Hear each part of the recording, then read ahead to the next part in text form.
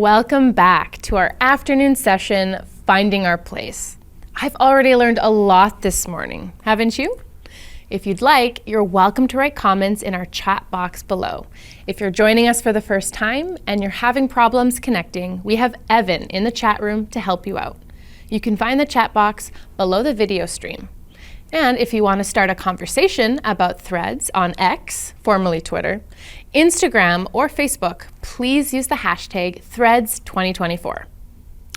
We begin the afternoon with a talk from Anita Orgulu, our cultural bridging facilitator at the Saskatoon Open Door Society, who weaves social science, the humanities, and memories lived abroad to ask some provocative questions about evolving. Following this talk is a compelling talk with Frans de Waal, the world-renowned Dutch primatologist and biologist.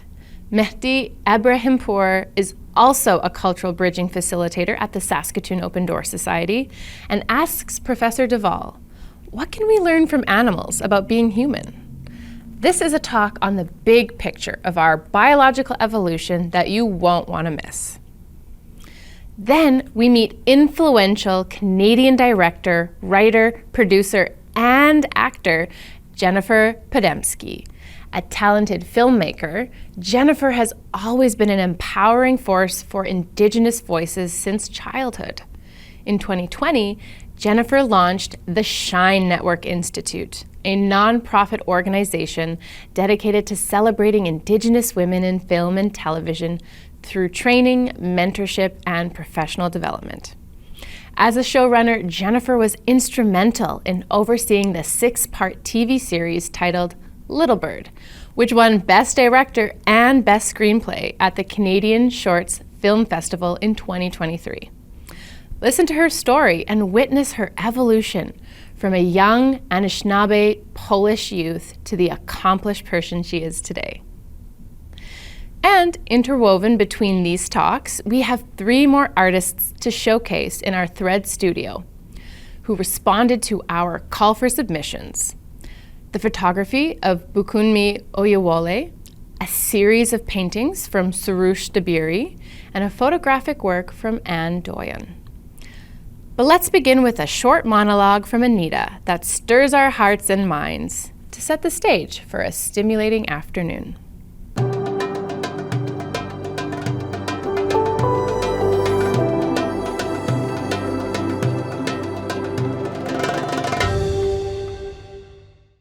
Why evolving? Well, grammatically, it's the present continuous in the English language and implies we're on a journey somewhere, accomplishing something, acting out something, changing something, including nature, culture, and ourselves.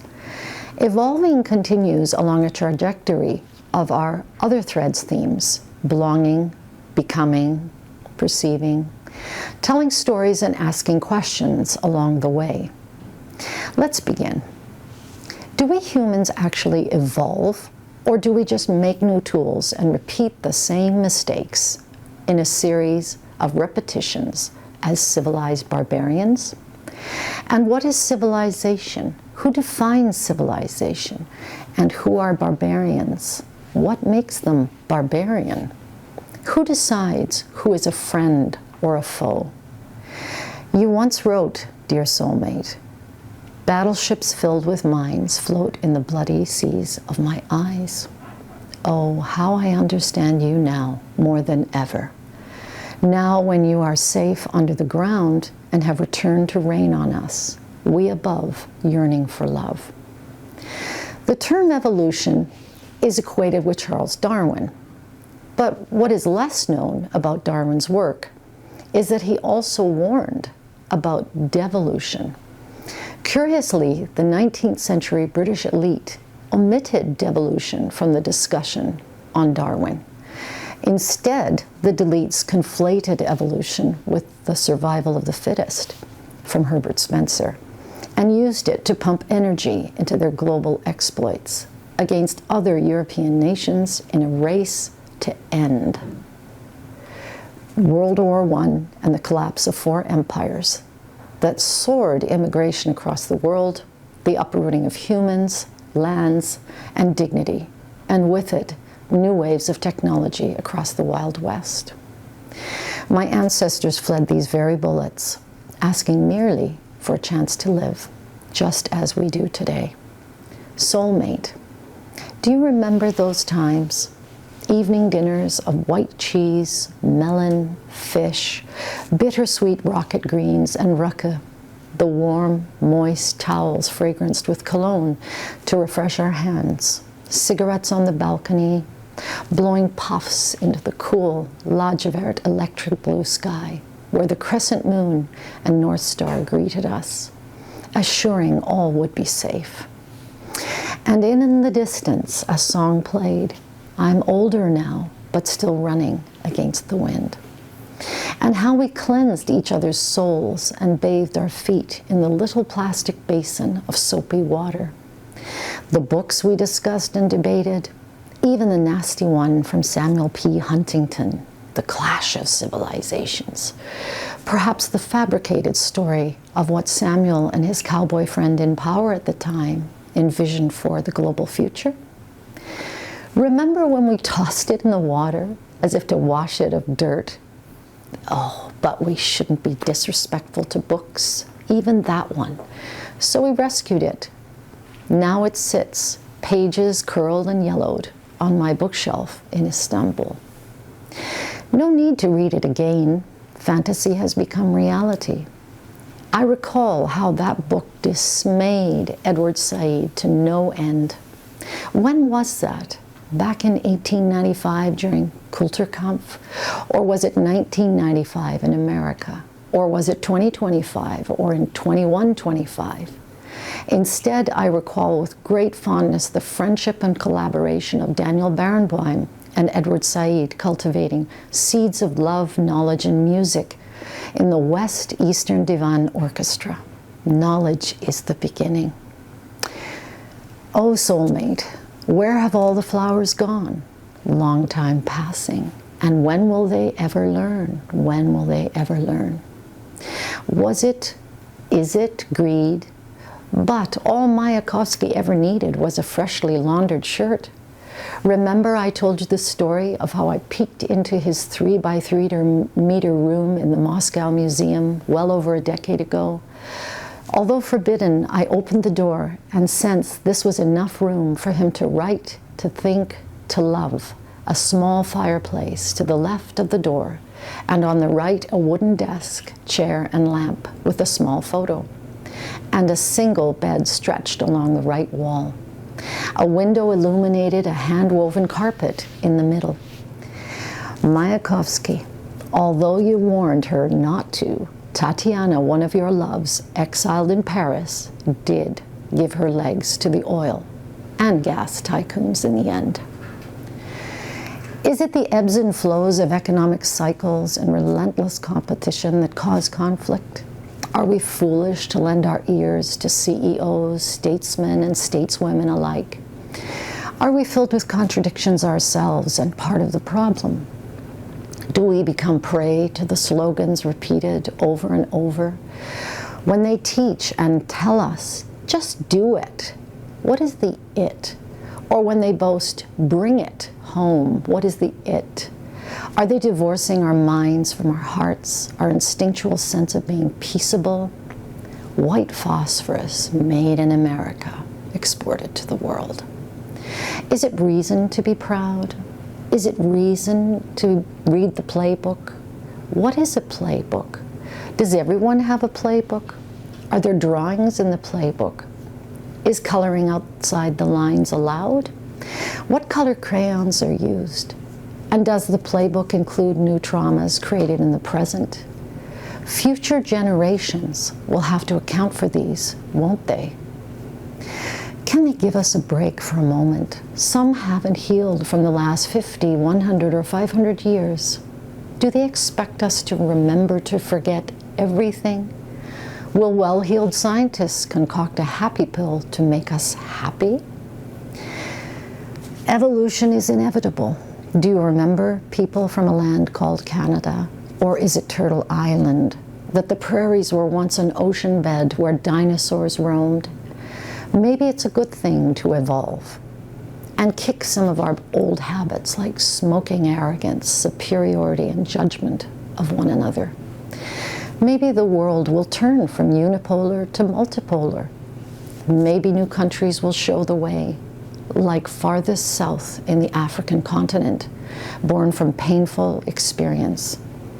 As Ibn Khaldun, who studied empires over 600 years ago, ruminated, they are born from the marginalized, rise, lead, rule, corrode, stagnate, and eventually fall. Like an indigenous brother or sister or fellow citizens across the ocean who read Hikmet, I'd too rather be a tree in a forest of brother and sisterhood and alive, my branches courting the wind that sprout buds and leaves in the spring, than be a robot already dead. Who are these alleged scientists who stand so proudly before their Frankenstein creations, as if coaxing a female robot of plastic and lithium to sing opera? Are human voices not enough? Do you realize Frankenstein might do you in?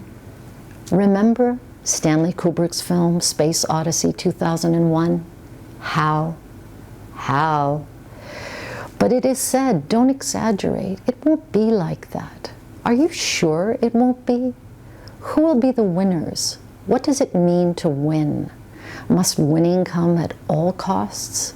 May we not share? Maybe we need to learn more to make sense of these times and ourselves. Maybe we can learn from animals how to become human, how to be moral. Lend an ear to a primatologist.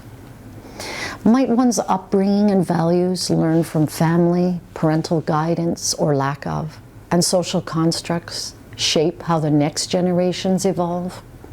Will the judge's daughter judge and jail? Will the farmer's daughter seed, cultivate, grow? Will the businesswoman's daughter buy, sell, invest? Or will the next generation toss these habits and institutions aside and evolve into human beings not yet recognizable? Will they come to ask, why isn't economy an evolutionary science? Why, if we aim to improve and evolve the human condition through all other sciences, then why don't we evolve the economic science to be less destructive? A sociologist and economist, Thorstein Veblen, once asked these questions. Borrowing from Veblen, my PhD dissertation asked the question, how do we evolve from peaceable and industrious to predatory and warlike beings? For Veblen, we have three human instincts to protect: the spirit of workmanship, parental bent, and idle curiosity. Should humans veer from these, twisted by coercion and competition, then we can also evolve into subjects of what he called business civilization, where absolutely everything is bought and sold. For Veblen, business is war, so wars are constant for him. But occasionally, though, he'd argue, we can have an outbreak of peace. So check your business model. And where there is war, peace and dignity come in its place. And with it, a story of tiny brushstrokes of gouache, as thin as eyelashes, that can lighten a heavy heart. For I know your cultural inheritance, despite we're both displaced and uprooted. I feel your strength and unfailing determination, despite our people being surrounded by a ring of fire. We will prevail, not because of business, but in spite of it, because of your love of humanity and sense of how to recover things never lost. It's told in Woven of the World. With assurance, we'll transcend these times through the craft and industriousness of storytelling for future generations. And this concludes some ruminations for now. Listen to threads with intent. Will you find moments when our threads intertwine? Will you sense how humanity may be recovered through tiny, intricate brushstrokes of an eyelash? And will you consider the words of Veblen, live and let live?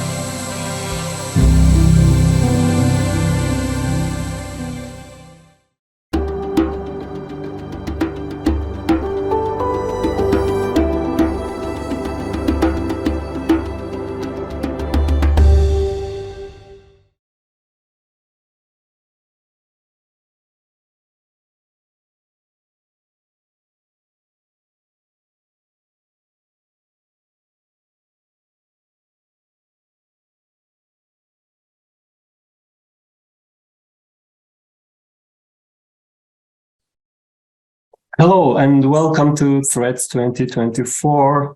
I'm delighted that today I have this opportunity to talk with Professor Frans de Waal, who is a prominent scholar and a leading scientist in biology and primatology. So our theme this year is evolving, and I think Professor de Waal is the best person to give us the big picture of how we have biologically evolved through our long history. Professor de Waal, thank you very much for accepting our invitation and welcome to Threads. Thank you. So my first question is very basic. I assume that not everybody in our audience know about primatology. So could you please give us some hints about primatology, what you do, what your research is like, and your field work maybe? So what does it look like to be a primatologist? Well, primatology is not defined by the questions we ask. It's defined by the group of animals we work with, which is the primates. And the primates, there are 200 different species, roughly divided usually between monkeys and apes. And the monkeys are the vast majority. They are primates with tails. And then the apes are large primates without tails. And so we belong to the apes. I know that some people will not see themselves as apes, but I look at humans and apes as basically the same group of animals. And the closest relatives we have are chimpanzees and bonobos. And I happen to be a specialist of those two. And my own work has been mostly in captivity at primate centers and large zoos. But I also have had many students who worked in the field. And I've worked on elephants also a little bit, which don't fall under primatology, I can assure you. But I'm interested in animal behavior in general, and especially in the intelligence and the emotions of animals. And so we do usually observations of them, sometimes experimental studies, but never invasive studies. So sort of experiments where you see, do they want to share food under certain circumstances, or how do they use a touch screen, and do they understand the problem that we present, that kind of things we do. And so that field of animal cognition is, of course, getting very big, because every week you read in the newspapers and on the internet about new discoveries for all sorts of animals, not just the primates, but now also for the octopus and for the insects and for fish, all sorts of animals. And so that whole field of animal cognition is getting quite big at the moment. So let's jump into one of your very interesting ideas about the evolution of morality. So you talk about two pillars of morality, one empathy, one fairness, and you say that we can also find these two capacities in primates as well, and maybe in other animals. So can you talk a little bit about your theory? Yeah, so empathy is something that I've studied for 30 years, 40 years in the primates. And that started with how they respond to someone who's in distress. Mm-hmm. So if one of them has lost a fight or has fallen or is injured for some reason, the others respond with what we call consolation behavior. They come over and they embrace and they kiss and they calm down the individual who's distressed. It's a very common reaction in chimpanzees and bonobos. And I got interested in that. And in humans, we call that an act of empathy. And I feel we should interpret the primate behavior the same way. And after that, after the studies on the primates, we now have studies on elephants and rodents, dogs, because empathy also occurs in all the mammals. And so, for example, in dog studies, people bring a dog into a family and ask one of the family members to cry, and then they see how the dog responds. And the dog also will approach the individual and lick their face or whatever they do. And so empathy is actually a very common mammalian reaction. And so I got interested in that. And I think empathy is at the core of human morality, is that you cannot be a moral being if you're not interested in others. If the situation of somebody else doesn't affect you, why would you be a moral being? And there are even people like the Dalai Lama who will say that that morality can be reduced to compassion, that compassion is the core, and without compassion, there's nothing.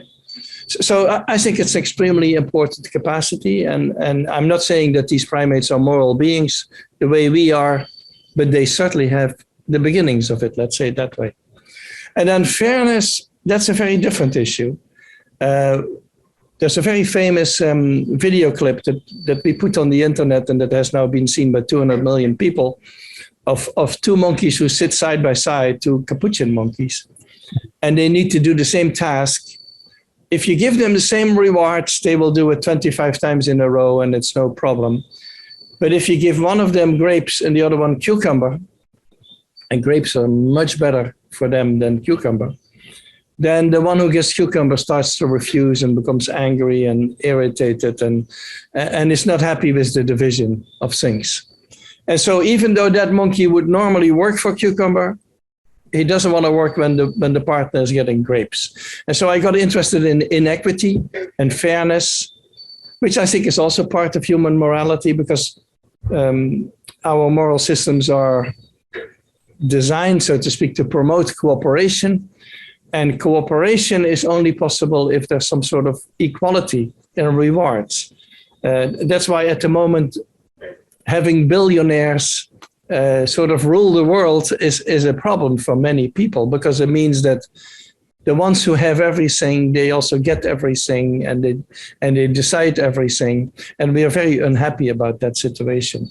And I think the monkeys are very unhappy about situations of inequity also. So now let's talk about social structure of animal societies. So usually when we look at animals, we see a social hierarchy in which an alpha male is on the top. And we think that the alpha male rules with tyranny and with power and just dominates the rest. And the rest cannot do anything about it. And they just have to be submissive to the alpha male. Is it an accurate picture of what is going on in the nature? No, it's not. So the alpha male, for example, in chimpanzees, the alpha male can be the smallest male. Doesn't need to be the biggest and the strongest male. And that is because it's a political system. And so if the alpha male has good support from his friends or from certain females, he can be alpha male even if he's not the strongest. So the alpha male is accepted by the group generally. And if he's a bully, that happens. We sometimes have alpha males who are dictators. Then the group is usually not happy with them, because alpha males normally, they protect the underdog, they break up fights. They have a lot of empathy for individuals who are in trouble. And so they sort of keep the group together. And if an alpha male is not doing that, the group is usually not happy with him, and they are just waiting for the right occasion to get rid of him. And if there's another younger male who wants to take his position, they're going to support that younger male. It's almost like a democratic process there. Every primate group also has an alpha female, and these two positions don't exclude each other. There's an alpha male and an alpha female. And ideally, that happens in many groups, these two work together. They form a sort of team. The female is the head of the female hierarchy, and the male is the head of the male hierarchy. And then in bonobos, our closest relatives, apart from the chimpanzee, the females are dominant. And so the alpha female is actually higher ranking than the alpha male. So the picture is complex for our close relatives. In the bonobo, the females are collectively dominant. So the females are smaller than the males. So physically, a male is dominant over a female. And if you have in a zoo, sometimes that happens, you have one male and one female, then the male is dominant. As soon as you add a second female, the females become dominant, because they're very good at building coalitions. And so the picture is actually very complex. And I'm a bit unhappy with the alpha male image that people have nowadays, because I'm partly responsible. My first book, Chimpanzee Politics, introduced the concept to Washington, and then people ran away with it. And then alpha male became a sort of cardboard version, like a very domineering type of man.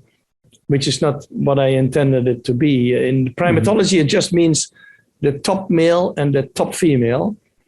And whether they're nice or not nice, that's really not an issue. It's whether they are at the top, yes or no. We have, on one hand, chimpanzees who are aggressive and who are being dominated by alpha males. And on the other hand, bonobos who are not that aggressive, who are more cooperative, and they have alpha females. So how are we?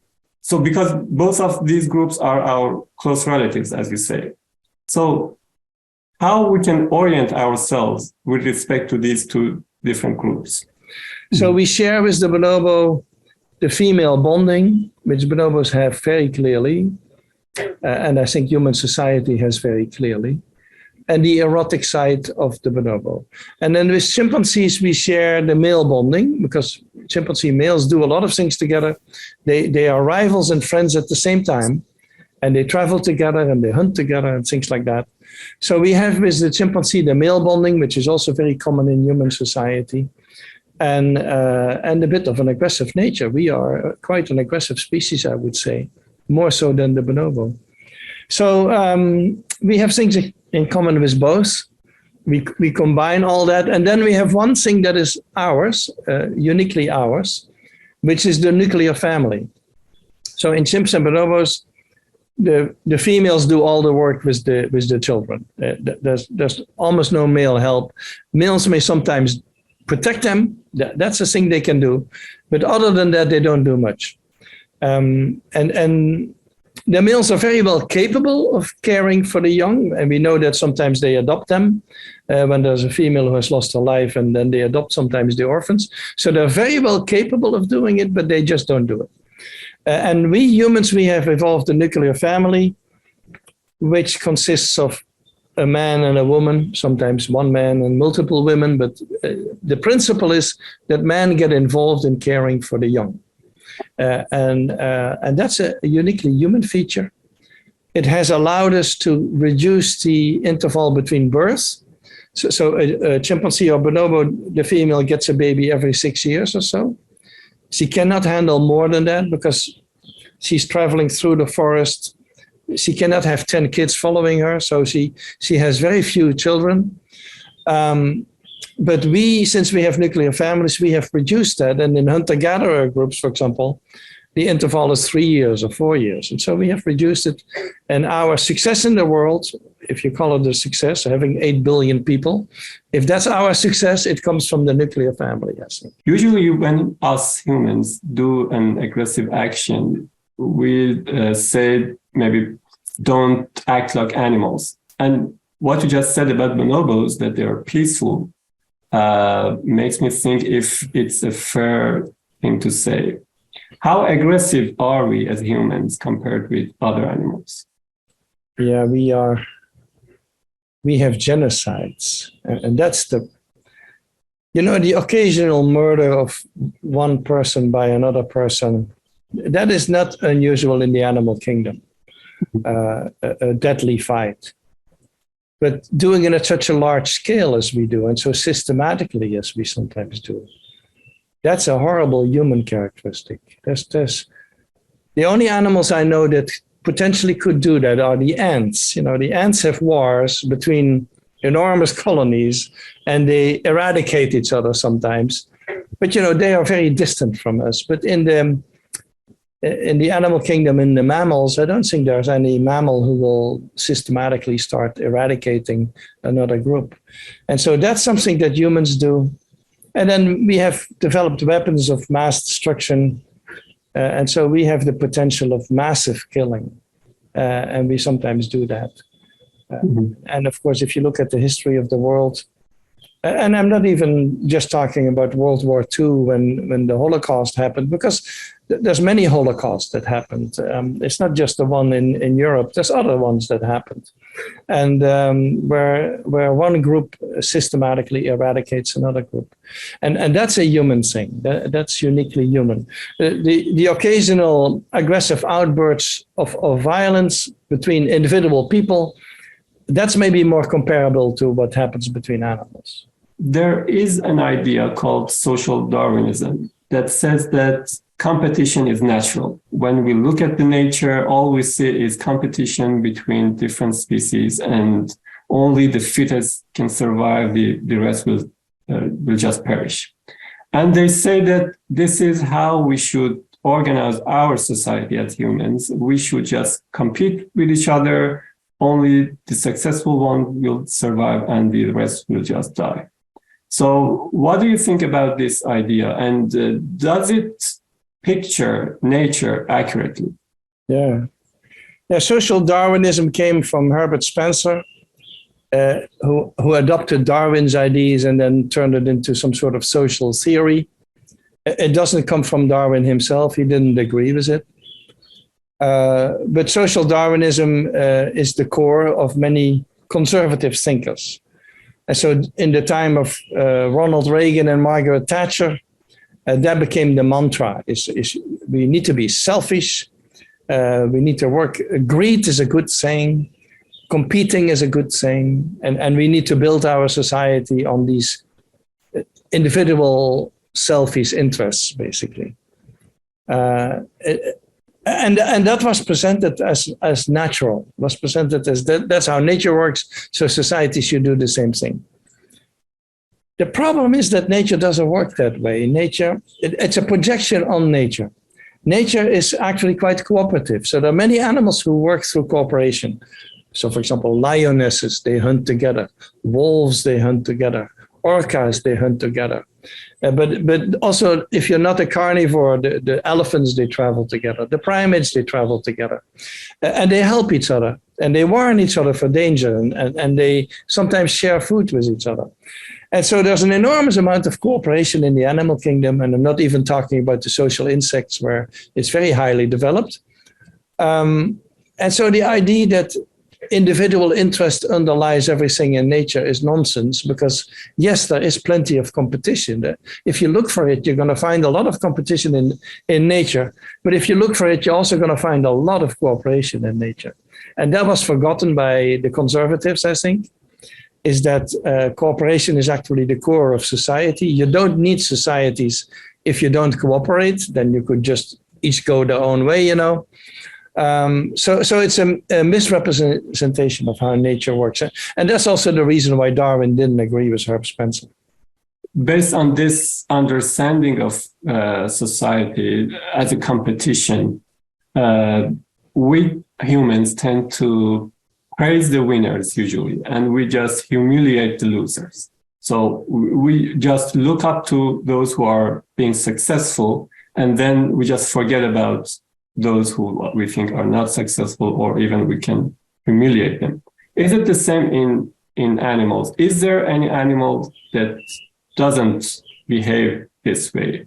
I've heard that some animals comfort maybe the losers. Is it this thing? Yeah, they may comfort the loser. I think in animal societies, as in human societies, it's better to be a winner than a loser. That's for sure. You get certain benefits as a winner. And that's why individuals want to win. But you don't need to trash the loser necessarily, because the loser still remains a member of your society. And the loser may be needed at other points in time also. So even for your own interest, the loser may actually be someone you want to cooperate with. So for example, in the political system of the chimpanzees, if an alpha male becomes alpha male and he has been helped by certain males to get to that position, he has a certain obligation to share food with them, share females with them. Because if he doesn't do that, they may turn from supporters to opponents of him, and it becomes a very problematic situation. So he needs to keep his supporters happy. So winning, it doesn't always mean you can do anything you want and that the loser loses everything. The loser still remains part of the system and still remains an important component. And then in human society, we have other complexities, is that, let's say we have a contest between us and I win, but you are the expert in area X. You are, for example, much better with computers than I am, for example. then I'm still dependent on you. So even if you lose the contest for the top position in our corporation, you're still a specialist with extreme value, and I need to keep you on the team. So that's the situation in humans also very often, I think, is that winners cannot do anything they want. They have to be careful because they're still dependent on the whole system of which they are part. Okay, you have done groundbreaking research on conflict resolution among primates. And nowadays, our world is full of human conflicts. So is there any lessons we can learn from animals in terms of how they resolve their conflicts? Yeah. I've worked on reconciliation behavior, and in chimpanzees, it's common after a fight that individuals kiss and embrace and then groom. And in bonobos, it's usually sexual, but it's the same principle: is that you restore the relationship after the conflict. And in human society, it's a bit different because we have anonymous societies very often. Very often, you don't know the other people very well. They're not part of your immediate group. Like in the primates, it's always individuals you have grown up with or you know very well. But that's not always the case in human society. And so that hampers conflict resolution, I think. And then in addition, we don't always have contact with each other. So I've worked, for example, with hospitals where they have conflicts in the operating rooms or between doctors and nurses or things like that.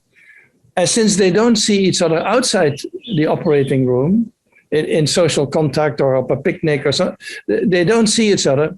There is no way for them to get to know each other and to resolve these conflicts in an alternative way. And the same is true for, let's say, Washington politicians. I hear that in the old days, the Democrats and the Republicans, they would in the evening go to a bar and drink together and laugh together. And then the next day they would do their political shenanigans again. But at least they had some sort of personal contact with the others. And they knew certain other politicians personally, maybe even their families or something like that. And I think that mitigates conflict and that helps the resolution process if there is conflict. And I think in our current society, things are polarizing to a degree. And there is this anonymity also that makes it hard to resolve conflicts. And I think we need to relearn probably how to do that. And you cannot do it digitally. People try that. They try to send text messages. And we are much too much primates to do these things by text message. We need to see each other in the eyes, sometimes touch each other, smell each other. We underestimate that also, that part of it. So we need to have some physical closeness. Otherwise, it's not going to work very well. How much rationality is involved in our everyday decisions? Are we really that much rational animals, or are we driven by emotions like most other animals? Well, nowadays with the animals, we usually also speak of rationality because they also need to make decisions and see which one is best for them and which one will have likely the most profitable outcome. And so in that sense, they are rational too. And emotions are usually underestimated by people. They underestimate the importance. I usually compare it like, what is the most important decision you take in your life? The most important one, I think, is who you're going to marry or who you're going to live with. Your partner is a very important decision. And is it a rational decision? No, it's an emotional decision. There's no good rational argument why this partner is better than that partner. Mm-hmm. So we take emotional decisions all the time. Even the most important decisions have usually an emotional component. And we underestimate that. I don't know why. Maybe because the emotions are tied to the body and we want to move away from the body. Our mind, we think, is more important than the body. But the mind is sitting in a body, in your brain and in your body. The mind is part of you and a part of your body. In the gender discussion, that often comes up. People say women are more emotional than men. I don't agree with that personally. I think, yes, women are plenty emotional, but I think men are plenty emotional too. If you ever look at a bunch of Dutchmen who are watching a football game, what we call soccer here in the US. If you watch Dutchmen who watch a soccer game, you will see a range of emotions that's incredible and expressed extremely forcefully. And so emotions are part of all human beings, I would say. It is not one gender more than the other. And they affect everything we do. Well, thank you very much for sharing your wisdom and your knowledge with us today. Thank you.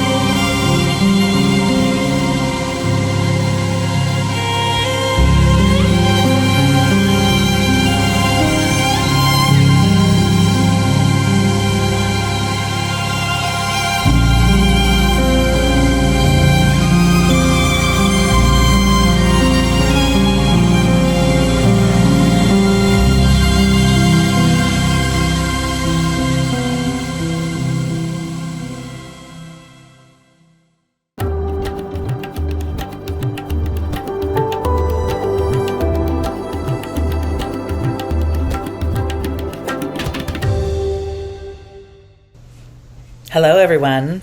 Welcome to my conversation, my monologue for the Threads series, Cultural Conversations, this one featuring myself, Jennifer Podemski. I guess I would just call myself a storyteller.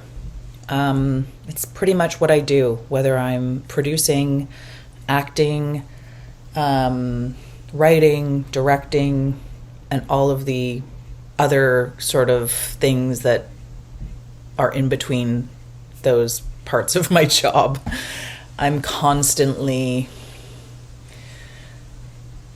working towards uplifting and amplifying Indigenous perspectives and voices, mostly because we are still so in the margins, so underrepresented, and oftentimes, unfortunately, misrepresented.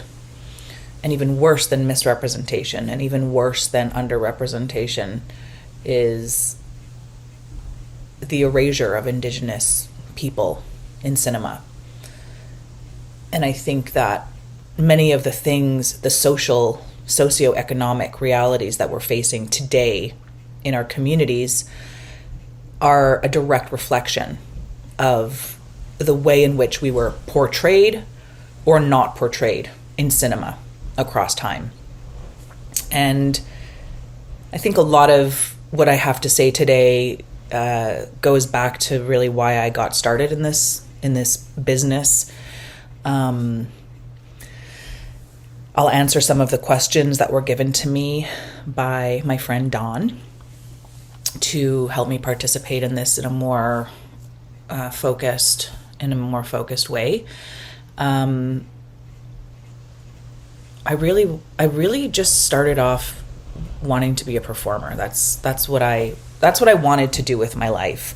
And I knew this at a very young age. I knew that I loved to make people laugh. I knew I loved to sing and dance. I knew I loved to work with people and make up skits and shows and memorize lines and perform. And I was just that kid.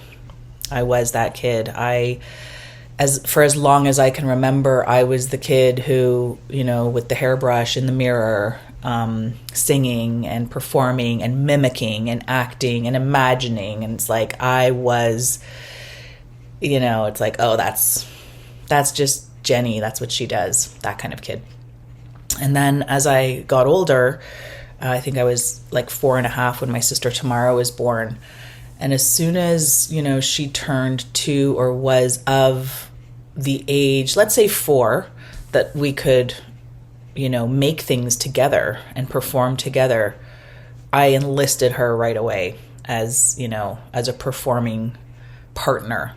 So we were very, very young, and at family dinners, any event that we had any kind of captive audience, we would write up little tickets, kind of try to sell them to our family members. That was largely unsuccessful, but we would do shows. It was a whole thing, and it was one of my fondest memories of my childhood was performing with my sister in these little shows that we would do. So I guess in many ways, my earliest dream, as I would watch shows like, the Oscars, and,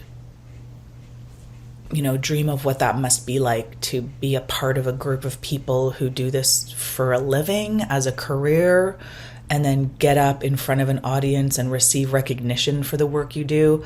I just thought that was the coolest frickin' thing. And not really recognizing as a, 9 or 10-year-old or 8-year-old, how invisible, like people that looked like me or people that looked like my mom, how invisible we were, or people who looked different, period. Anyways, yeah, so I had these dreams. I had these dreams of being a performer. Didn't recognize, how white. I didn't recognize how white everything was, but I did have a feeling, like an inkling, that I wasn't really seeing much about what my life looked like. I didn't really relate to a lot of the things that I was seeing. In my life growing up, I was definitely living in a reality, like many people, who might be listening to this or watching this, that we would call, the expression of intergenerational trauma, and what happens to families when they're recovering from residential school. So it was a difficult childhood. And I was, raised in an urban center where my dad was white, Jewish, and also an immigrant who came from Israel, the son of a Holocaust survivor who lost everything in World War II and was in concentration camps, and then moved to Israel and had 2 children, later moving to Canada. And my mom, who is from Muscopheating First Nation in Saskatchewan. And the 2 of them had me very young. And yeah, it was not an easy childhood, and I'm sure it was not an easy situation for either of my parents. And my mother in particular, as I grew older, I started to understand the implications, the real devastating impact of residential school and intergenerational trauma and colonialism and the ongoing effects of structural racism. And I can say now, at 50 years old, after being in this career in the screen sector for 30 plus years, that all of those devastating realities are not disconnected from the work of the screen sector. And I'm very interested in shifting that reality in whatever way that I can. I believe that if we as Indigenous people exist in the mainstream consciousness in a way that is authentic and expressive of who we are in all our parts, and not in a monolithic sense, and in the ways that we all are in all of our communities and all of our realities and all of our lived experiences, if that was to be reflected in an authentic way on the screen, it would reverberate. It would have a ripple effect. It would move into the consciousness of society and shift the way people think about us. And that just hasn't been the case over time. And going back to, where I really became aware that being an actor wasn't really gonna happen in the way that I dreamed it would, it became very obvious. And yes, I had a lot of success in terms of celebrity from being in movies like The Diviners, Conspiracy of Silence, Dance Me Outside, of course, and The Res, and then on and on and on. But it was really those big ones like The Diviners, Dance Me Outside, and The Res that kind of cemented my celebrity into, the landscape of Canadian film and television, and a little bit into the States, like in Indian country, definitely more so than like non-native society. But I was like super broke during that time. Like I was not making a living. I had like 10 jobs, I was hustling over here and over there and pawning CDs that I bought when I had money. And then it was very much more starving artist life. And I saw a few of my peers, Asian peers, booking a lot of native roles at the time. And I started to realize like, okay, so basically here I am like working only as a native character. Like I only fit into this role, and I'm super light skinned, if you haven't noticed. So even at the time, people would be like, but you don't really look native, but you don't really look white either. So we're not really sure what to do with you. So we're going to give this role to an Asian lady because she looks way more native than you. So that was sort of the reality that I was in. And I essentially started to put together a lot of different pieces. And I think that it really started with the discomfort and the trauma that I was experiencing in my own life, the addictions and all the, abuse that came along with that experience. And it unfolded step by step as I searched for who I was and what I was meant to be and why I was so different and why I didn't fit in anywhere. Even in, this environment where I'm supposed to be being a part of telling stories about people like me finally. Just didn't make sense. None of it made sense. And I would be like reading scripts and looking at my own life and being like, this doesn't make sense. Like, this is written by a white person. This is directed by a white person. This is, I'm the only native on set on this movie that's about natives. Like, it just, nothing made sense. And I felt even more alienated. More and more alienated as the opportunities presented themselves.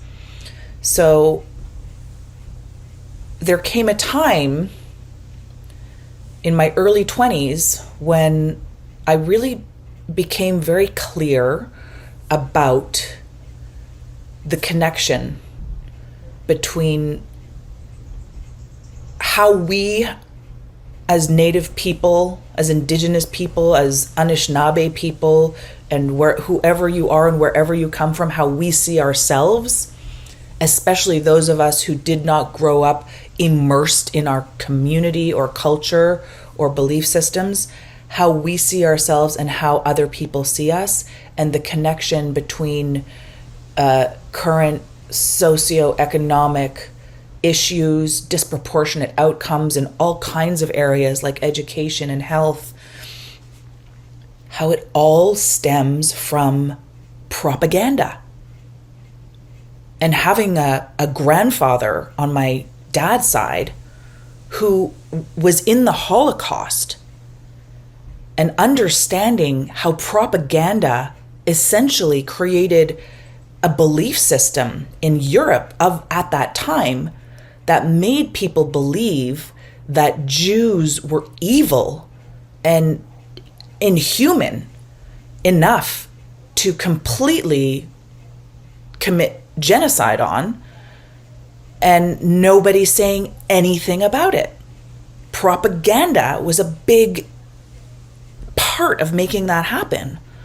And I started to think about propaganda in America. Propaganda, whether it be in the newspaper or in cinema, in the early movies, created a reality and a narrative that told stories about us from across Turtle Island that were not just untrue, they were harmful, they were dehumanizing. And if you look back, I did go to film school and I did study this exact thing. And I did fail the class that I wrote the paper on that said this exact thing that I'm talking about, that those early movies, especially Westerns, dehumanized our image so much to the point, and our women specifically, to the point that people just thought we were dead, that we were something of history, that we existed in the past, that we were overtaken, that we don't exist anymore, that we were unhuman, and that if we were still around, that we were essentially assimilated. And these narratives became cemented into the consciousness of society.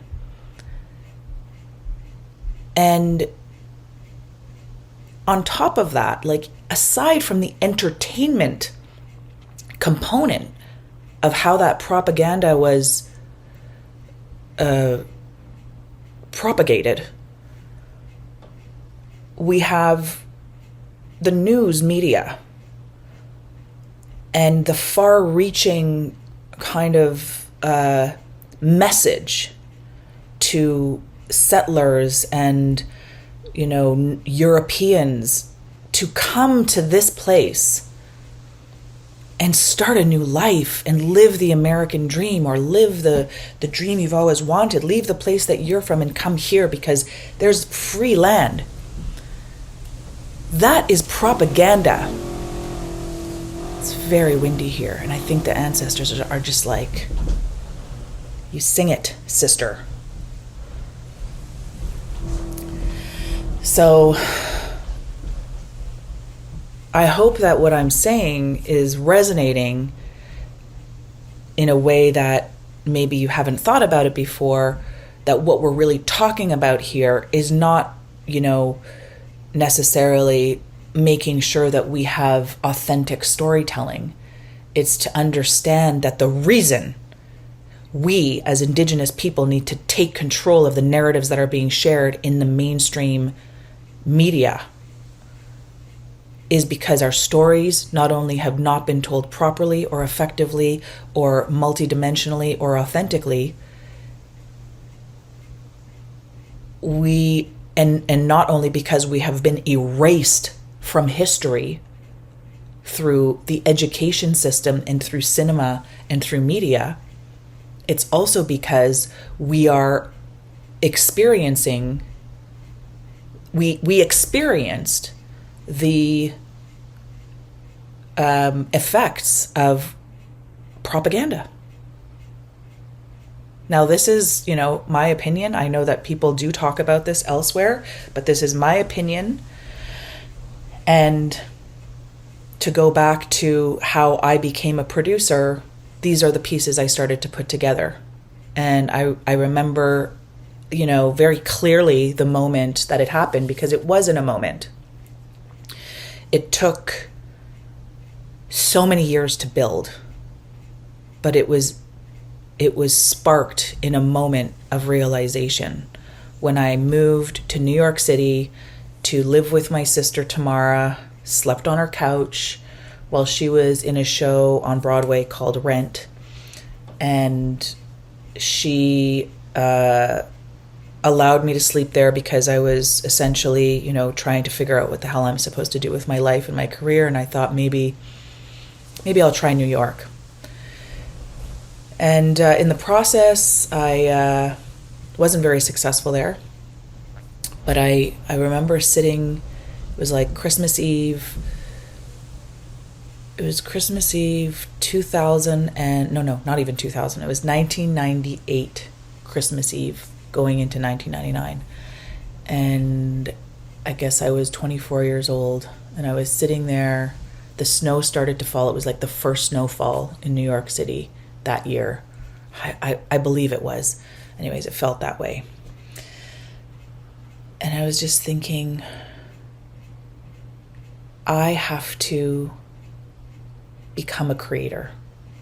If I don't become a creator, I can never ever complain about the way that we are being portrayed and the lies that are being told about us and perpetuated because there are no other Native people on set, behind the camera, in the writer's room, at the executive level to stop these lies from being told. I need to be a creator. I need to be a producer. And I remember sitting there thinking, I don't even know what a producer does. What the heck does a producer do? And I just put it out there in the universe and I said a prayer. And I asked to be shown how to do this work because I just don't freaking know. But I want to make a change. I want to be a part of the solution. And I want to do it for my ancestors. I want to do it for those who were silenced and for those who didn't have a chance to speak their truth. And I don't know very much, but I knew that I had no right to harbor this amount of anger towards a system that wasn't including us if I wasn't willing to be a part of the change. And that is the moment that I decided to become a producer. And I'm 50 today. Well, not today, I'm 50 and a half. And so that marks, I would say, 25 years of producing. And it has been a ride. It has been challenging. It has been heartbreaking. It has been healing. It has been all of the things that have built my character. I definitely want to quit once a week. It's feast or famine. And I do feel happy and excited by all of the other creators that have come up with me, alongside me, who we see today, you know, Sterling Harjo with Reservation Dogs, Dennis Goulet, Zoe Hopkins, Loretta Todd, Tasha Hubbard, Elmaya Tailfeathers. These are, you know, and on the in front of the camera, people who we owe so much to: Tantu Cardinal, Gary Farmer, Graham Greene, Tom Jackson. Oh gosh, there's so many. There are so many. Gordon Tatusis. The list goes on. And I believe so strongly that in the same way that I value and honor those who laid the foundation for us, for me, that I want to do everything in my power to build on top of that foundation for the next generation. And I know we can do this, and I know that we can take control of our narratives, and that we can step into our own power, whoever you are and wherever you come from, to speak the truth and to speak the word that those who came before us, even if it is our own parents, could not speak because they were disempowered. I feel very strongly about the support being given to us by those who came before, who aren't here anymore, that they want us to succeed. They want so badly to succeed. And I made a show called Future History, and when I was writing the introduction to that show for the opening sequence, I remember thinking, like, someone dreamed about me. Someone dreamt me into existence. I mean, not even someone, many people. I am my ancestors' dreams manifest. And so are you. And we have all of the tools and all of the things that we need to succeed, even if you feel like you don't. It's really about aligning with your true, authentic voice and your true, authentic power. Sobriety is a huge part of that. To be clear and focused and intentional and live your life in a way that aligns with those values that were passed, that should have been passed on to us by our grandparents and great-grandparents and those who may not have been able to do that. And if you did have that, you are very, very lucky. So I actually went completely off in the other direction and didn't answer any of these questions. But I feel like one of the things that I love to do is speak from my heart, because that is truly the most truthful thing that I have to give you. And I can answer questions, but I also feel like questions are premeditated, usually have some kind of premeditation involved, because you have to think about the answers. And I wanted to sit here and tell you the most truthful thing I can from my heart and my spirit. So thank you for listening. And thank you, Dawn, for inviting me to do this. And I miss Saskatchewan. I'm actually going to Regina in in a few days, to my home community to bring my kids there for the first time, which I'm super excited about. Okay, miigwech, bamapi.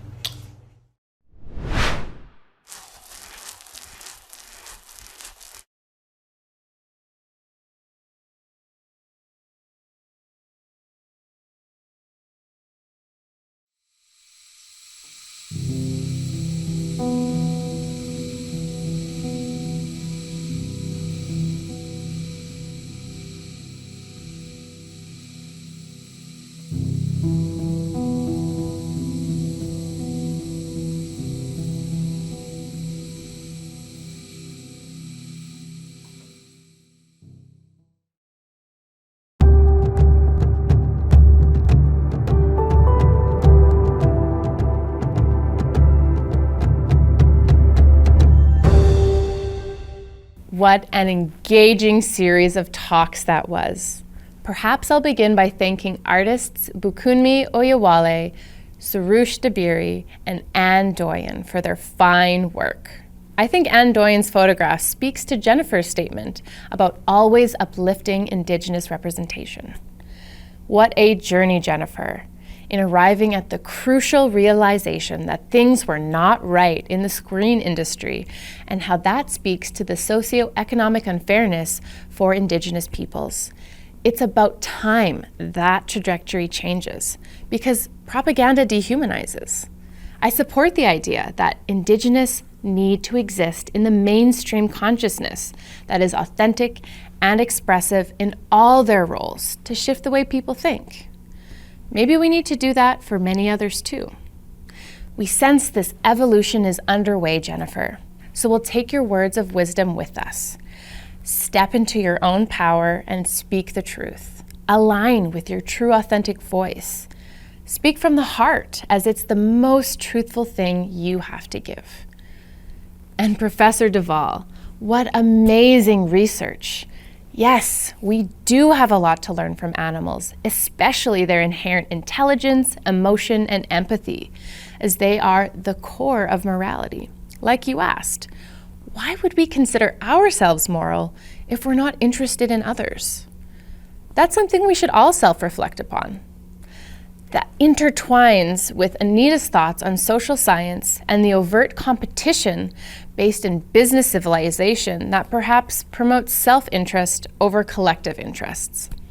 Although we're on a digital platform, we're listening and learning together, perhaps to evolve our everyday behavior.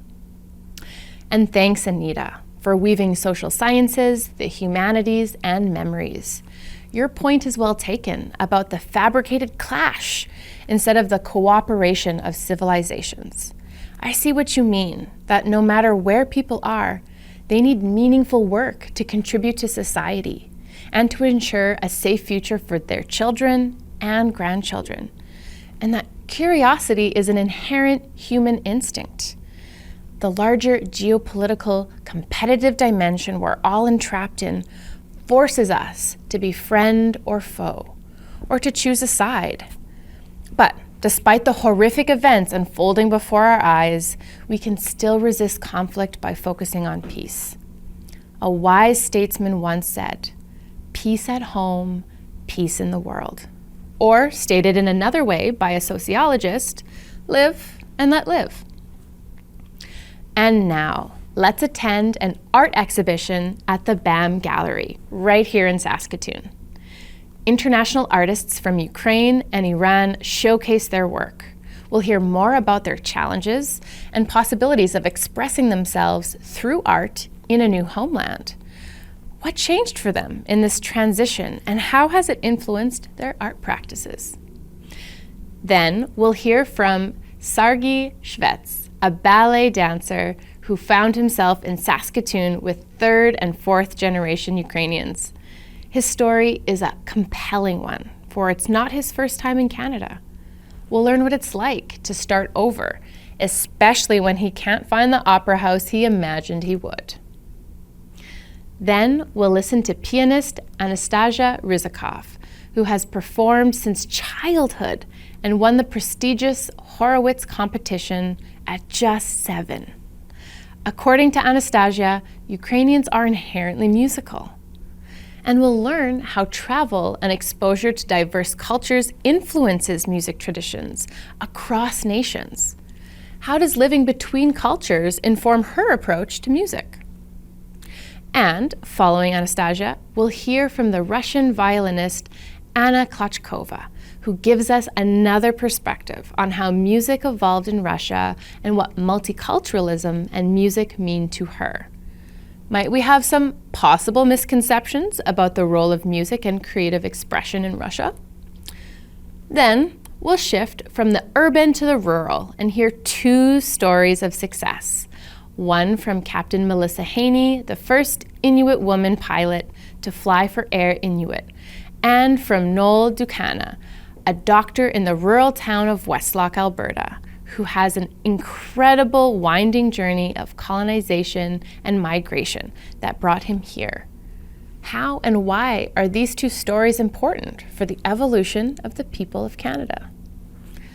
We'll also discover patterns of exploitation when Ramla Iqbal, who manages the temporary foreign worker program at the Saskatoon Open Door Society, and Professor Anna Boucher from the University of Sydney, expose the darker side of migration. Amongst this series of talks, we'll also make a brief visit to the Thread studio to view the work of Bernadette McCormick. We'll also witness another short art battle in Saskatoon. But first, let's turn to the exhibition by artists from Ukraine and Iran at the BAM Gallery.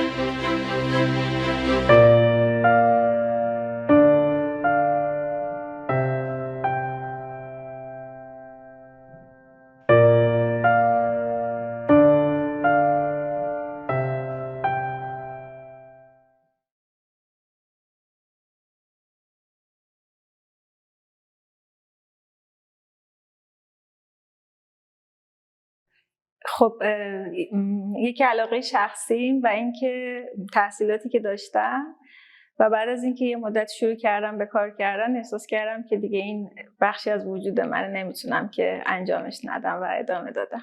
واقعیتش اینه که من همیشه حس میکنم که آرت همونطور که بهت گفتم یه بخشی از وجودم شده و خیلی درونیه، خیلی باعث آرامشم میشه، باعث میشه فکر نکنم و حس خیلی خوبی برام داره. نگاهم به آرت اینه و میتونم در واقع حرف بزنم با چیزایی رو که شاید من خودم شخصا یه ذره خجالتیم، شاید بتونم با آرتم بتونم حرف بزنم با بقیه.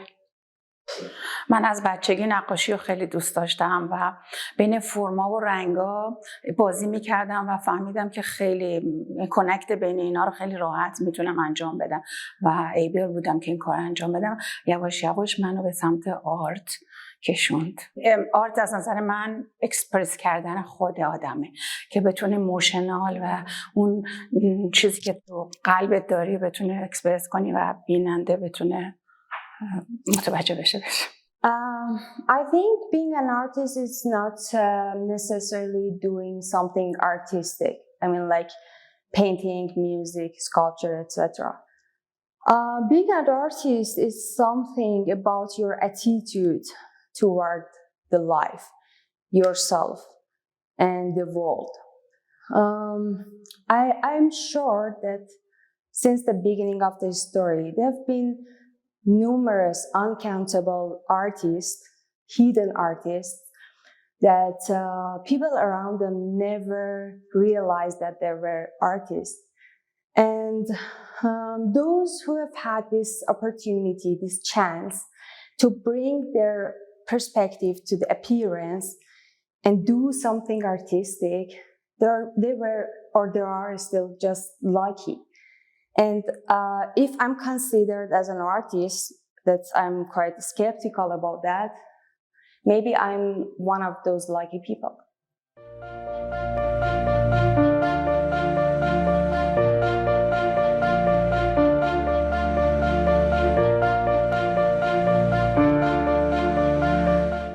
I hold the Bachelor of Fine Art in my country, Iran. And specifically, we learned classical Persian painting, and I practiced for around 13 years doing classical painting, which is called miniature. بله، تحصیلات من تو زمینه هنر، دیپلمم رو تو گرافیک گرفتم در هنرستان و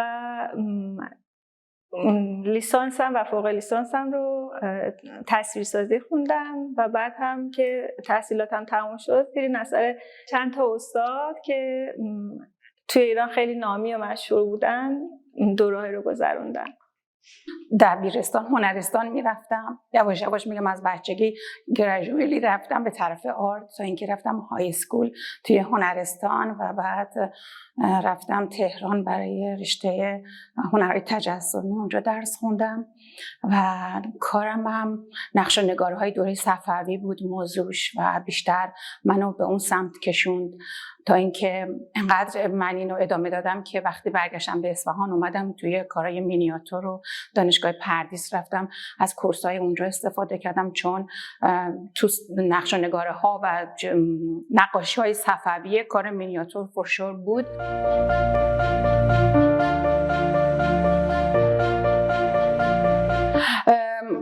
خیلی خوبی داشت برای من، کمتر سختی داشت و چون که اولا که خیلی راحت بودم برای لنگویجم، اعتماد به نفس خیلی خوبی داشتم و درس میدادم، نمایشگاه شرکت میکردم، خیلی داشتم خوب رشد میکردم، تصمیم داشتم ادامه تحصیل بدم و تو نمایشگاه موزه‌های معاصر شرکت کردم در اصفهان و توی هنرستان منو هایر کردن برای تدریس همون نقاشی و طراحی و اینجور چیزا که دیگه کارم درست شد اومدم کانادا.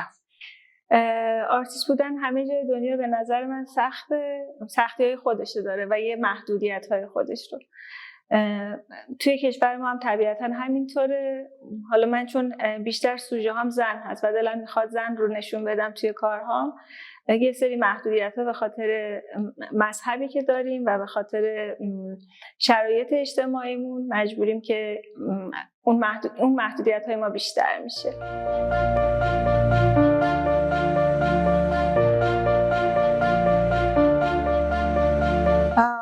The only barrier that I felt is language barrier, because it's not true that your art can talk about itself, but it's actually you as an artist that should express yourself and your art, explain your art through words to others. Then people would accept it or like it or not. I mean, it's very important to talk about your art. I didn't think that it would be before. In my opinion, previously, I mean, I was thinking that if you are doing art, so your art explain about itself. But now I realize that no, you should explain and you should express yourself actually.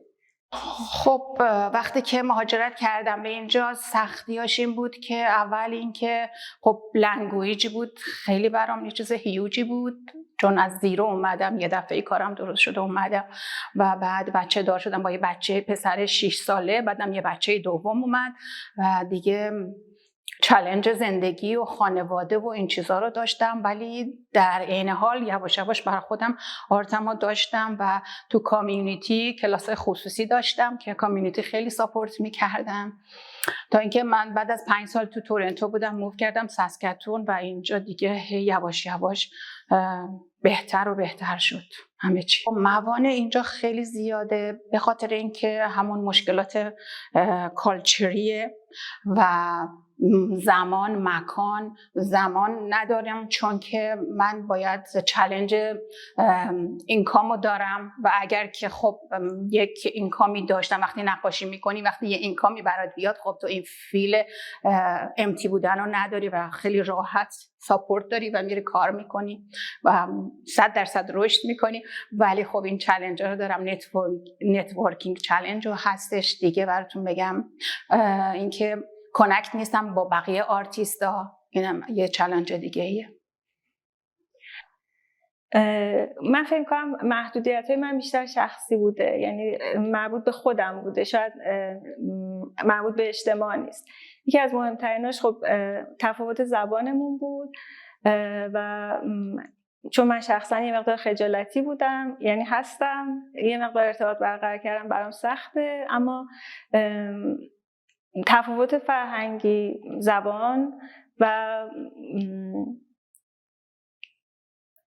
نشناختن محیط جز محدودیت‌های بزرگم بود. داره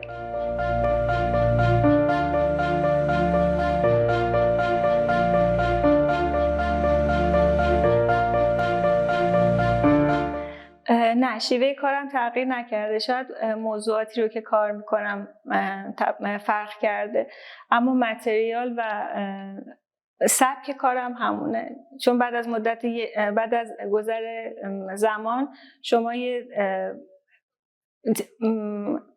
سبک شخصی برای خود داری که هر کسی اونو میبینه میگه این کار فلانیه. من به اون فکر می‌کنم به اون قسمت رسیدم، چون کسایی رو که فیدبک ها که از بقیه میگیرم بهم میگن که من این کارو میبینم، حتی اگه تو صفحه تو نباشه میدونستم که کار تو بوده. Yes, it's become better actually. My painting style has changed remarkably because I used to work with details and try to make something, to create something beautiful. But now I'm completely in the other way, and my style has transitioned from the classic painting to the abstract. بله خیلی تغییر کرد به خاطر اینکه مخاطبام دیفرنت بودن و فکر کردم باید عوضشون کنم و بیشتر قبلا رنگ و روغن کار میکردم و همون نقشه نگاری دوری صفوی و اینجور چیزا تو اون هیته بودم، ولی وقتی اومدم اینجا بیشتر کردم ابسترکت تور شد بیشتر، دکوراتیو تور شد بیشتر و فرم یک کمی از نه فرم نمیتونم بگم، رنگ ها و اینا رو بیشتر آوردم از ایران به اینجا به اضافه چیزایی که از محیط اینجا گرفتم، اینا رو با هم مخلوطشون کردم تا یه آرتی بر خودم درست کنم.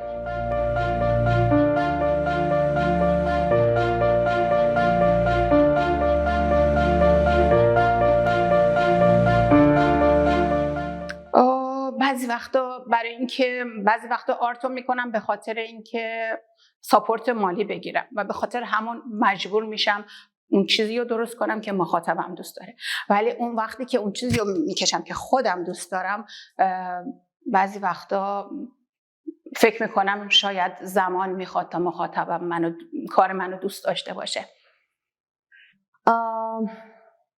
Yes, if you want to earn money from your art, you have to do that, because when the client comes and asks you something which is completely irrelevant to your style, so you have to do whatever the client wants you. نه، من اینو نمیپسندم، ترجیح میدم که این کارو نکنم، چون فکر میکنم که هر کسی هر سبکی رو که داره مخاطبای خودش رو بعد یه مدت پیدا میکنه. من ترجیح میدم این کار نکنم. همیشه دلم خواسته که اون چیزی رو که هستم بقیه قبول کنن، نه اون چیزی رو که اونا دوست دارن من باشم.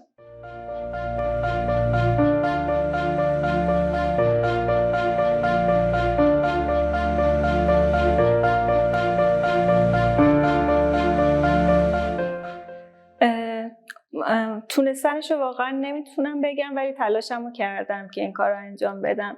فکر می‌کنم این نمایشگاهی که الان برپا شده یه نمونه خوبیه برای اینکه من الان تونستم خشم، ناراحتیام و مشکلاتی قسمت دارک درونیمو راحت‌تر نشون بدم توی این نمایشگاه. آره فکر کنم که اینطوری بوده.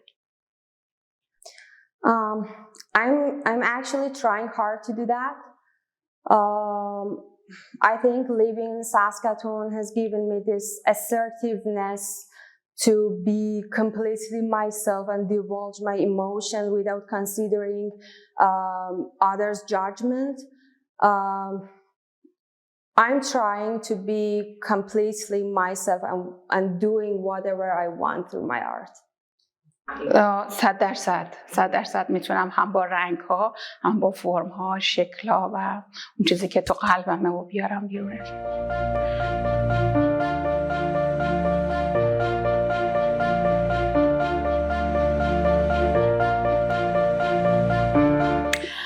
دوست دارم که انقدر زمان داشته باشم و انقدر فری باشم که فقط بشینم توی اتاق و نقاشی بکشم و خودم غرق در نقاشی بکنم. خب طبیعتا هر کسی دوست داره توی کارش پیشرفت کنه. منم همینطور دوست دارم که تو جامعه هنری شناخته بشم در واقع و منو همونجوری که هستم بپذیرن و بتونم سبک خودم رو، مدل کار خودم رو و اون چیزی که هستم نشون بدم و توی فرهنگ این کشورم منو بپذیرن. Okay, as emerging immigrant women artists, what are your aspirations for the future? Okay. First of all, I'll be quite upset if I have to accept this title. I think all of us as human beings are kind of immigrant in this world, on the earth. So I'm thinking, have we ever been steady since like Stone Age?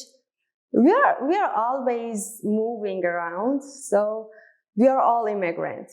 So when you attribute this title to someone, you're implicitly reminding that person that here is not your country, here is not your home, you're a guest here. Be careful. It's my impression from this title. So I don't like it. And the second part is when you say immigrant woman. I think when you're doing art, gender doesn't matter. So it's not important if you are woman or man or whatever, you are doing art. And I wish to see that time that people, or I could say that my art reached to that point that people see my art without any categorization, and then I can be completely free in art.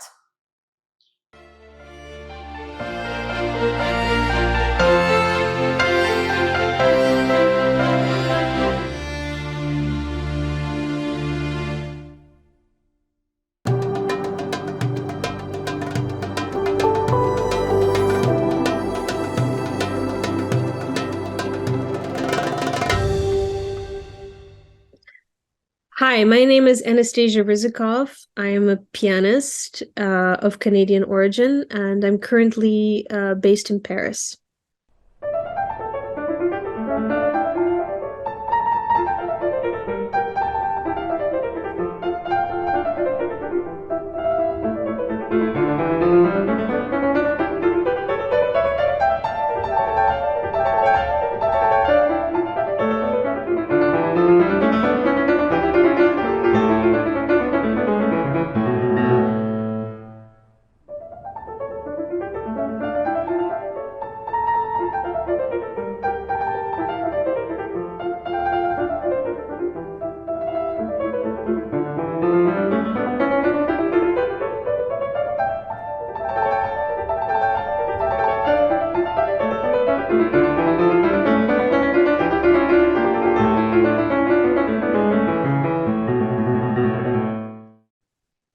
Well, I grew up in Toronto. I was born and raised in Toronto, and I am the first generation Canadian in my family. My family immigrated from Ukraine, and Ukrainian people generally are very musical. And so I have some members of my family that are professional musicians and some that are just very good at it naturally without having any training. My grandfather, for example, who's a plumber by profession, but has an amazing singing voice. So everybody around me was very musical, very artistic. It was natural that I would catch on this kind of trend in my family. But most importantly, my grandmother is a professional pianist. So me starting piano was kind of almost a natural thing. She taught a lot in her studio, and I was very often present during those lessons. And at some point, I kind of took on the initiative of, insisting that we also work together. And that alliance between my grandmother and I lasted for almost 15 years. And it was during this time that, my musical career started. Actually, my first international success was when I was 7. I won a very big international competition in Ukraine, the Harwitz competition.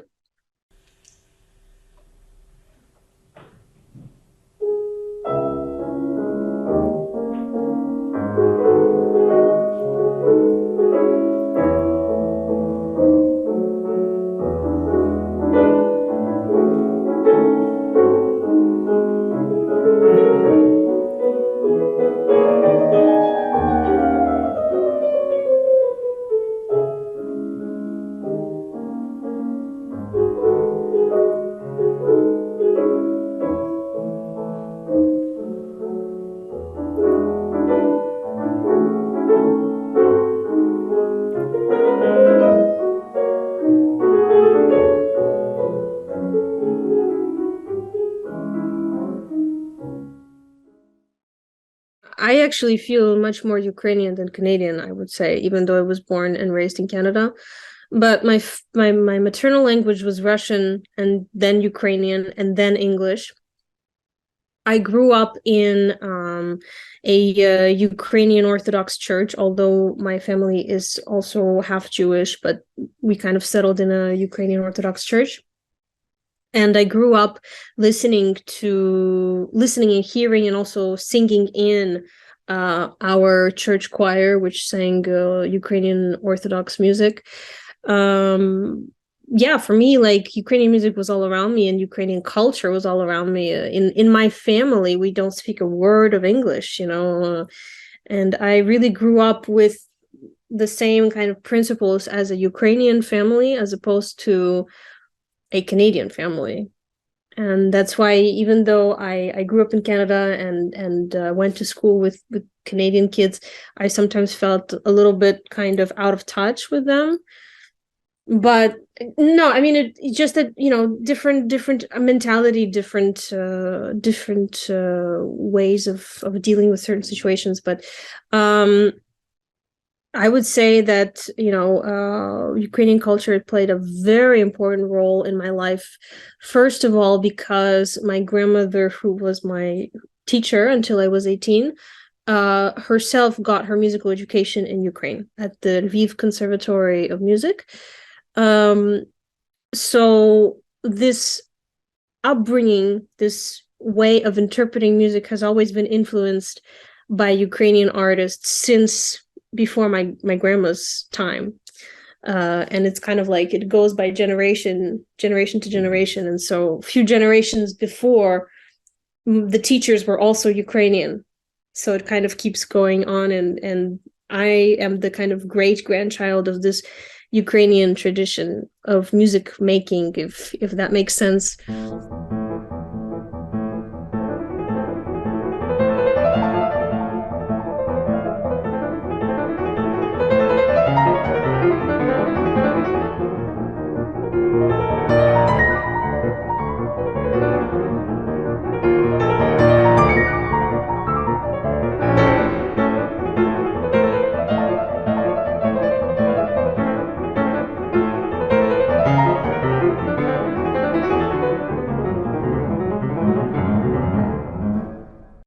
for the past 20 odd years that I have been in this field, I would say that I've had the benefit of traveling a lot and visiting many countries and experiencing many different cultures. And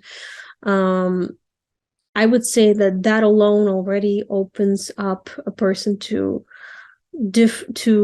completely different kind of understanding. I would say that already in Canada we have the benefit of being surrounded by people of different cultures, which now that I live in Europe, I realize is not the case for everybody.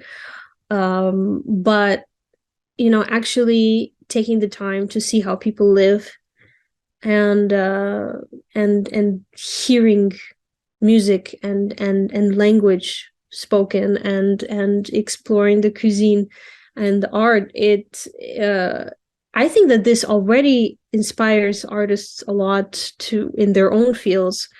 And I was very fortunate to have had quite a few experiences, though I hope that I will travel more to Asia in the next couple of years, because that is a bit of untouched territory for the moment for me. So I can't say exactly how I've evolved, but I certainly think that an evolution is there, because every country provides its own perspective on art. Some countries, like say Germany, they have founded essentially classical music, Beethoven and Mozart and Bach, and their view on music is very music is something that is sacred. Take Spain, which I have visited probably 2 or 3 dozen times in my life, and I would say that the approach to music couldn't be more opposite. People are so full of life, and every performance is an event, a spontaneous event, and there are no rules. And there isn't this idea of, I'm going to go out there and I'm going to perform this way, and I'm going to make sure that everything that I play is going to be played exactly this way. No, in Spain, it's all a spur of the moment kind of thing. And what the Spanish audience appreciates the most is raw emotion, is something personable and something sincere.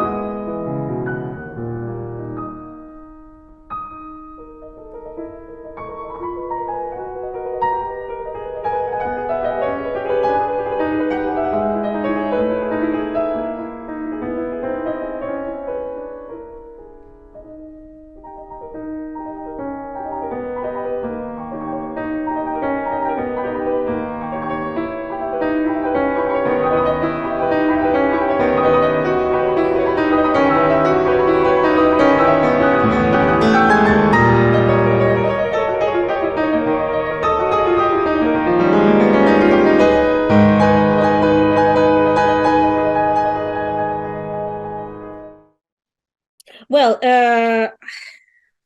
how does one stay interesting? I think that there are two important things. First of all, I think it's a question of personality, character. Some people have bigger personalities and characters. Some have smaller ones. I genuinely believe that those with big personalities should pursue a career in the performing arts, and that those who are more on the timid side probably are not going to be as successful as a general rule, but this depends. People open up sometimes on stage. And the second thing is, I think actually the secret to not becoming uninspiring is not to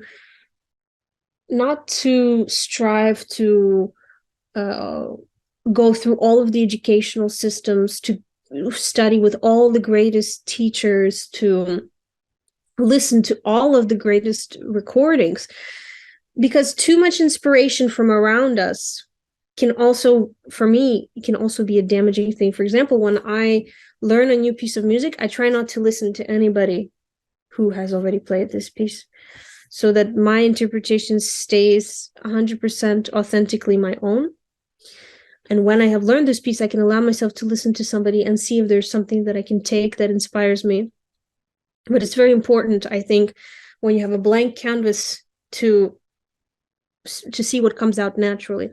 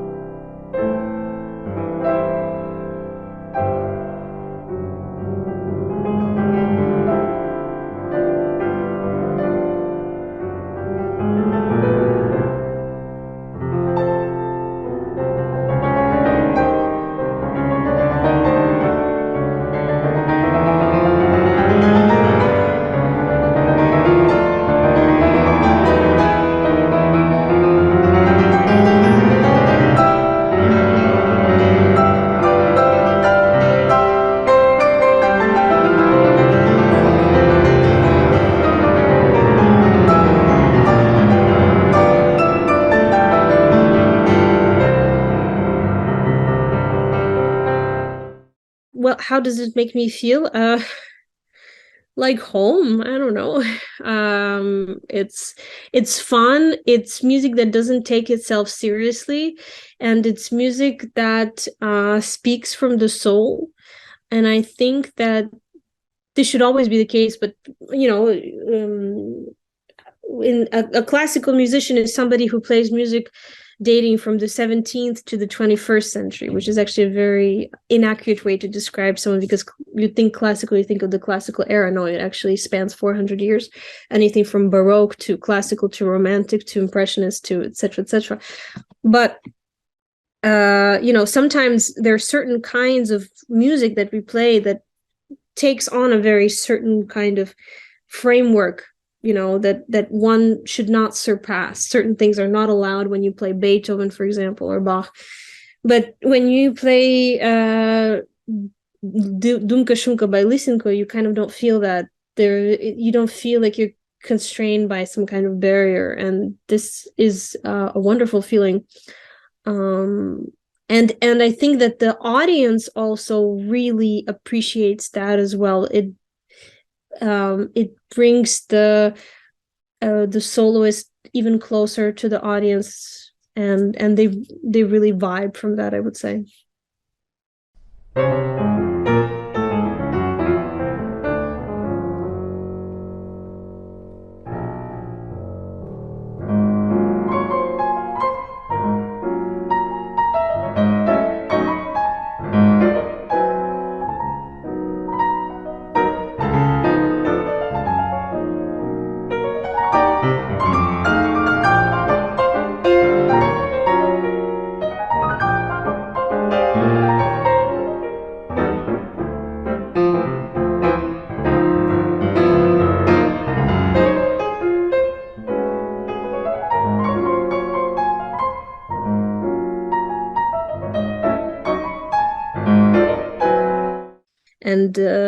And I think that people are now beginning to realize that Ukraine's culture is not only an individual culture, but also very rich and very interesting and bold culture with many interesting elements, also inspired by many countries. There's some inspiration from Romania and Bulgaria, from various parts of Europe that give it a kind of almost exotic feel to it. I speak especially about the music because comparing Russian music and Ukrainian music, for example, like they are quite different. There are very sharp rhythms, very interesting modes that you just don't find in Russian music, for example.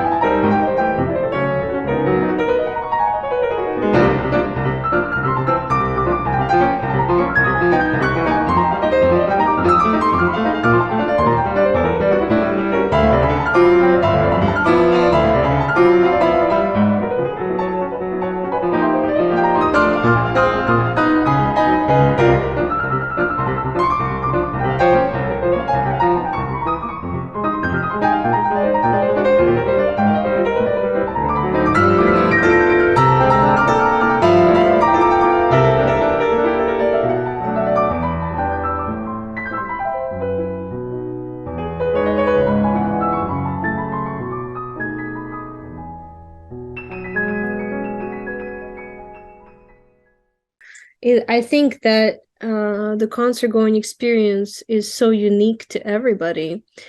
Some people might walk away inspired and some not. And that's completely okay with me because we as artists, we can provide a service and it's up to the interpreter, or rather the audience, to decide whether the interpreter is something that moves them or not. But of course,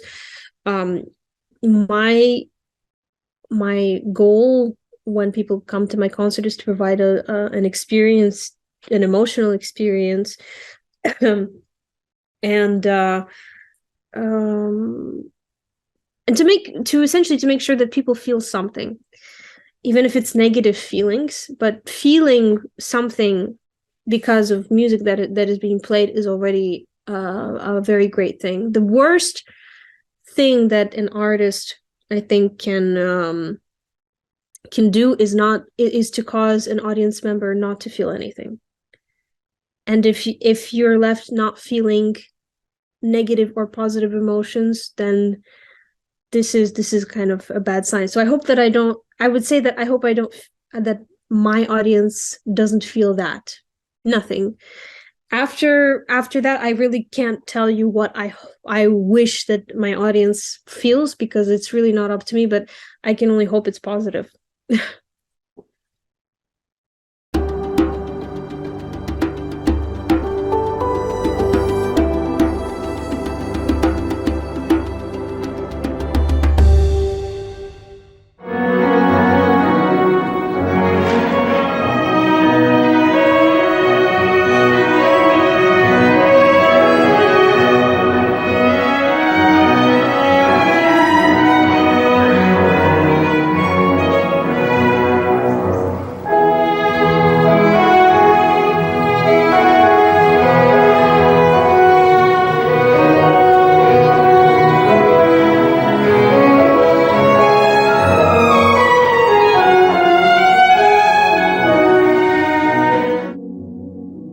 My name is Anna Klachkova, and originally I'm from Russia. I came to Canada 18 years ago. I live now in Ottawa, where I have my studio. In my studio, I teach violin and piano, also as music theory and string ensembles. Also, I played in different ensembles, like chamber music ensembles, like a duet with piano, strings trios, and strings quartets. And also, I'm a concertmaster of a symphony orchestra. It's named Kanata Symphony Orchestra.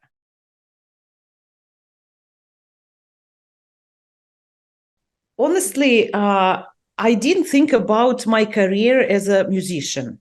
My parents are not musicians. And since I live in a small town, we didn't have much concerts, live concerts and performance.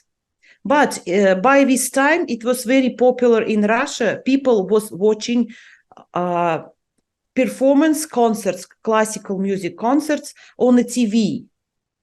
And my family, we all liked music and watched them on TV. When I was watching, I was imagining myself being among these musicians, and I was very curious how they playing in violin, how it works, and how it's interesting sounds together when symphony orchestra performed. So I was curious. But as I said, my parents weren't musicians, and so it kind of wasn't question I will be a musician. But my mom's best friend, she was a violin teacher in a town. And she inspired her to try to teach me violin and would see what is happening. As I remember myself, I was always I was very musical kid. I liked to singing, performing. And when I was getting to music school exam, to the music school, they asked me to sing any song I like. And I was chosen singing very, very difficult song, as I remember, with many, many difficult intonations. And the teachers who was getting this exam, they were very surprised how 7-year-old girl can do very detailing intonation singing. So, and since that, I was in a music school. My parents bought me violin and introduced, this is your instrument. No, since I was imagining myself being on a stage, I was very excited about this.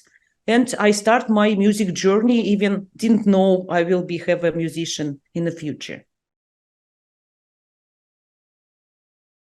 Each people is unique and each musician is unique. In my opinion, the music, I find it's like a story you telling people by playing, by performing some music art. And it's kind of, as I said, is a story, and each person choose their own language, own words to tell the story and bring it to audience. It's my uniqueness, if I can say it, if I'm unique. I think my Russian root helped me to do this because of I find, I think, a little bit more understanding Russian classical composers. They were used traditional music in their arts. Kind of Tchaikovsky, the composers of St. Petersburg school, it's like Rimsky-Korsakov, Borodin, Mussorgsky, Q.E. Balakirev, and actually one Balakirev was originally from my small town. He was from there. He was born there. He didn't live and worked in this small town. He moved, but I was kind of proud to be born with in the same land as him.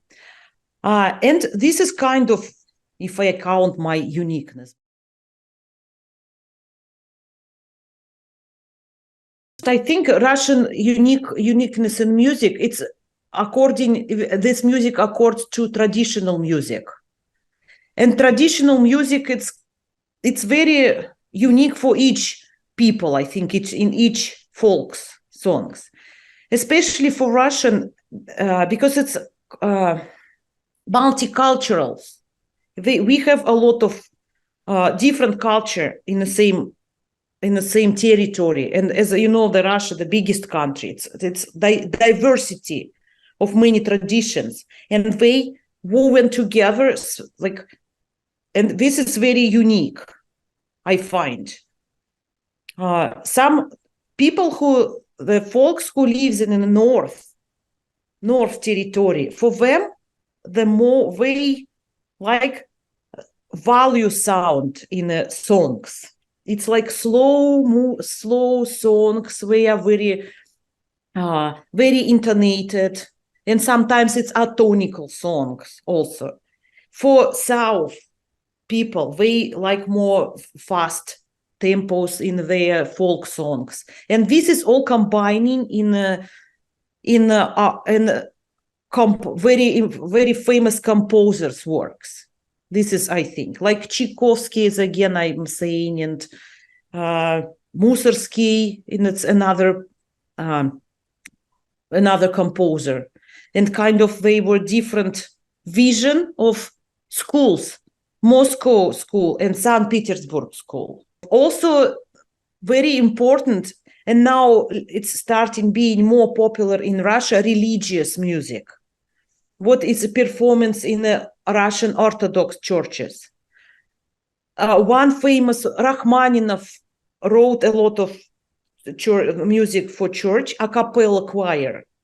And the same is well-known Gricheninov, the name of the composer. He wrote a lot of arts for church choir. It's very interesting work and kind of unique.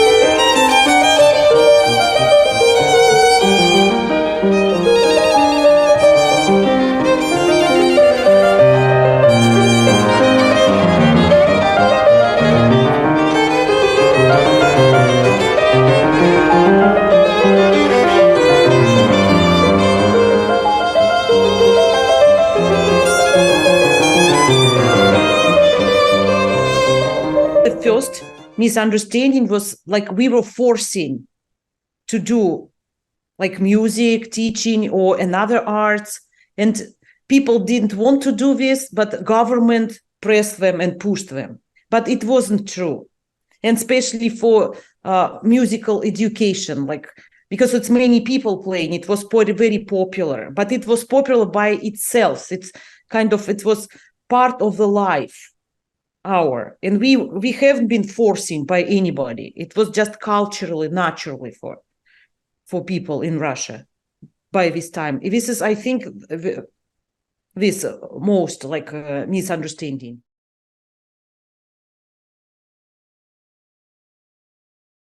Like international language. Musicians, I worked with international musicians a lot in my life. So the one thing, we don't need to study special language, like connection. The music connect us. It makes us friends and colleagues and co-workers. So, and we can talk through the music language. Yes, we definitely took all barriers off, and one culture can introduce another culture and mix them together and makes interesting like combinations of performances or using as composers use in their arts.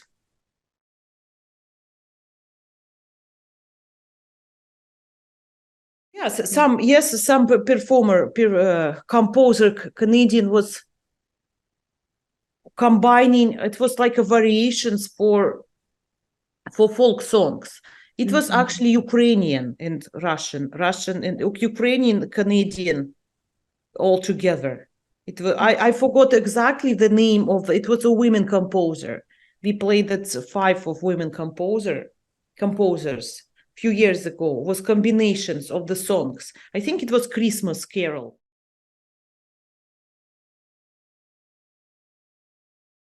I moved to Canada, of course, I was afforded by Canadian culture.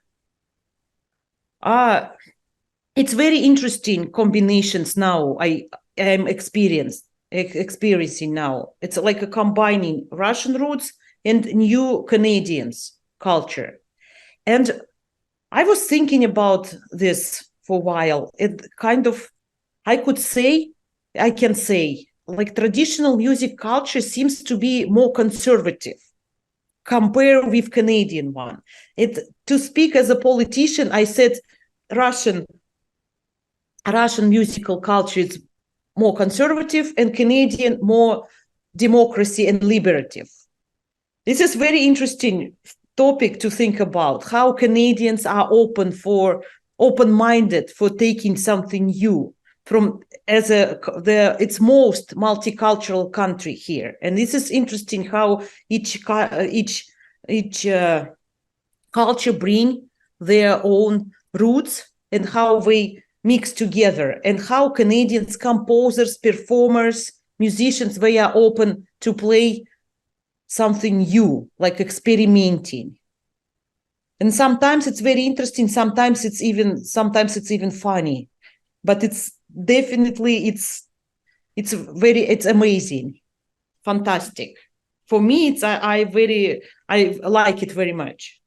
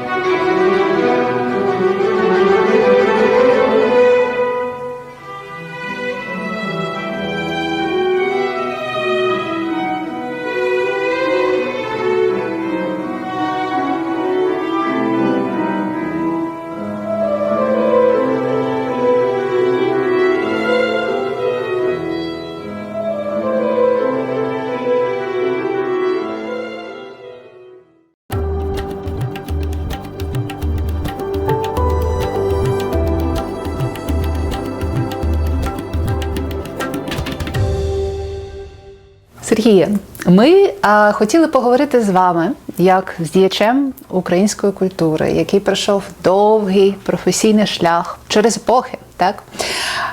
І дослідити через ваш досвід еволюції української культури у часі і у просторі. Можете, будь ласка, для наших глядачів розповісти коротенько про ваш творчий шлях? Коротенько. Так. Ну, час так швидко летить, що не встиг оглянутися, як вже 70. І приємно зараз в такі дні від дому згадати, з чого все починалося. Бо я виріс в селі, в родині вчителів. Мама і тато були вчителі, але така судьба складна, тато рано осліп. І я був його очима довго років. І вони хотіли дуже, щоб я був лікарем. Лікарем, так. Але вони бачили, вони ж розумні люди, бачили, що мене до іншого. До медицини підете. І коли я вже поступив, почав вчитися, то приїжджаючи додому, я говорив, питали мене всі, де ти вчишся, на кого ти вчишся, на танцюриста. А що за це, ще й гроші платять? Тоді я брав цю людину за руку і вів в зал і показував, скільки треба потіти, щоб отримати. Я вчився 12 років професії артиста балету. 8 в училищі, 4 в інституті. Ви кажете про тонку душевну організацію. Я теж помітила, що от ви така тендітна, добра людина, дуже добра людина. І це не те, про що я думаю, коли я чую артист балету. Чи відчували ви якийсь дисонанс між вашою душевною організацією, між вашим характером і тим оточенням, яке було в балеті? Чи це було органічно? Ви знаєте, артисти балету, вони відрізняються від всіх інших артистів. Представляєте, в них робочий день 14 годин. Так. У них вихідних практично немає. Один день понеділок. Вони приходять вранці і вночі після вистави уходять. І із-за того, що вони в такому ритмі працюють, вони мають бути дуже дружними. Вони мають допомагати друг другу. Ви розпочинали свою кар'єру ще з радянських часів, так? Розкажіть трошки, яка була роль мистецтва взагалі, балету, зокрема, у суспільстві тоді, за тих часів? Зрозумієте, різниця дуже велика. Перш за все, що незалежність дала нам свободу. Ми можемо одне діло виїжджати в будь-яку країну, безвізовий в'їзд, це перший. Друге, що раніше ми знали тільки класичний танець, народний танець, бальні танці. А ці всі модерни, це все вважалось, це від Європи нам не потрібно, це буржуазна культура. Все. А буржуазна культура, вона також має свою вагу. І зараз дуже багато шкіл, студій відкривається. І ті, що от мої навіть ровесники, вони жалкують, що в той час не було цього можливості вивчити це. Немає того контролю партійного, як раніше було. Раніше, щоб виставу випустити, це потрібно 10 комісій, причому комісії не спеціалісти, і було. Зараз на цьому багато легше. Багато студій різних відкрились, багато факультетів. От в Києві зараз 4 вузи, які вчать балету. 4 вузи, так. І багато шкіл, дуже багато. Я коли приїхав сюди, немає театру, немає шкіл, що я робитиму? І що ви вирішили робити, коли це сталося? Я пішов співати в хор, голоси. Потім, перші дні, щоб себе з чим зайняти. Потім почав шукати танцювальні групи. Я потім одну знайшов дитячу. Мені там не дуже, бо там дуже так слабенько, як скажу. І нарешті я знайшов Сергія і цей ансамбль, і пішов до них танцювати. Сергія Королюка. В якому ансамблі ви зараз танцюєте? В групі сеньорів в ансамблі Павлюченка. Дуже хороший, дуже сильний. Скажіть, як вам танцювати в цьому ансамблі? Це інший досвід? Звичайно. Розкажіть про це. Звичайно. По-перше, там же люди без освіти, вони десь колись танцювали. Але вони такі щирі, відверті. Вони саме цікаве, що після репетиції вони всі збираються окремо. У них є ще один захід, вони їдуть всі в бар. І там спілкуються. Так. У нас такого ніде ще не було нікого. І, в принципі, вже ж Сергій досвідчена людина, він дає таке, що воно виконується легко. Добре. А в особистому плані, чи вдається вам порозумітися з вашими колегами по трупі вашій зараз в танцях? Чи вдається знайти спільну мову? Бо ви ж не дуже розмовляєте англійською, і, можливо, ви відчуваєте якусь різницю у життєвому досвіді? Ні. Там 2 жіночки, які добре розмовляють українською. Вони мені дуже допомагають. Вони мене забирають, привозять, одвозять, вони перекладають. І навіть коли я вже сам трошки розумію, вони питають, ти зрозумів, про що мова? В принципі, проблем в цьому немає. Там цікаво.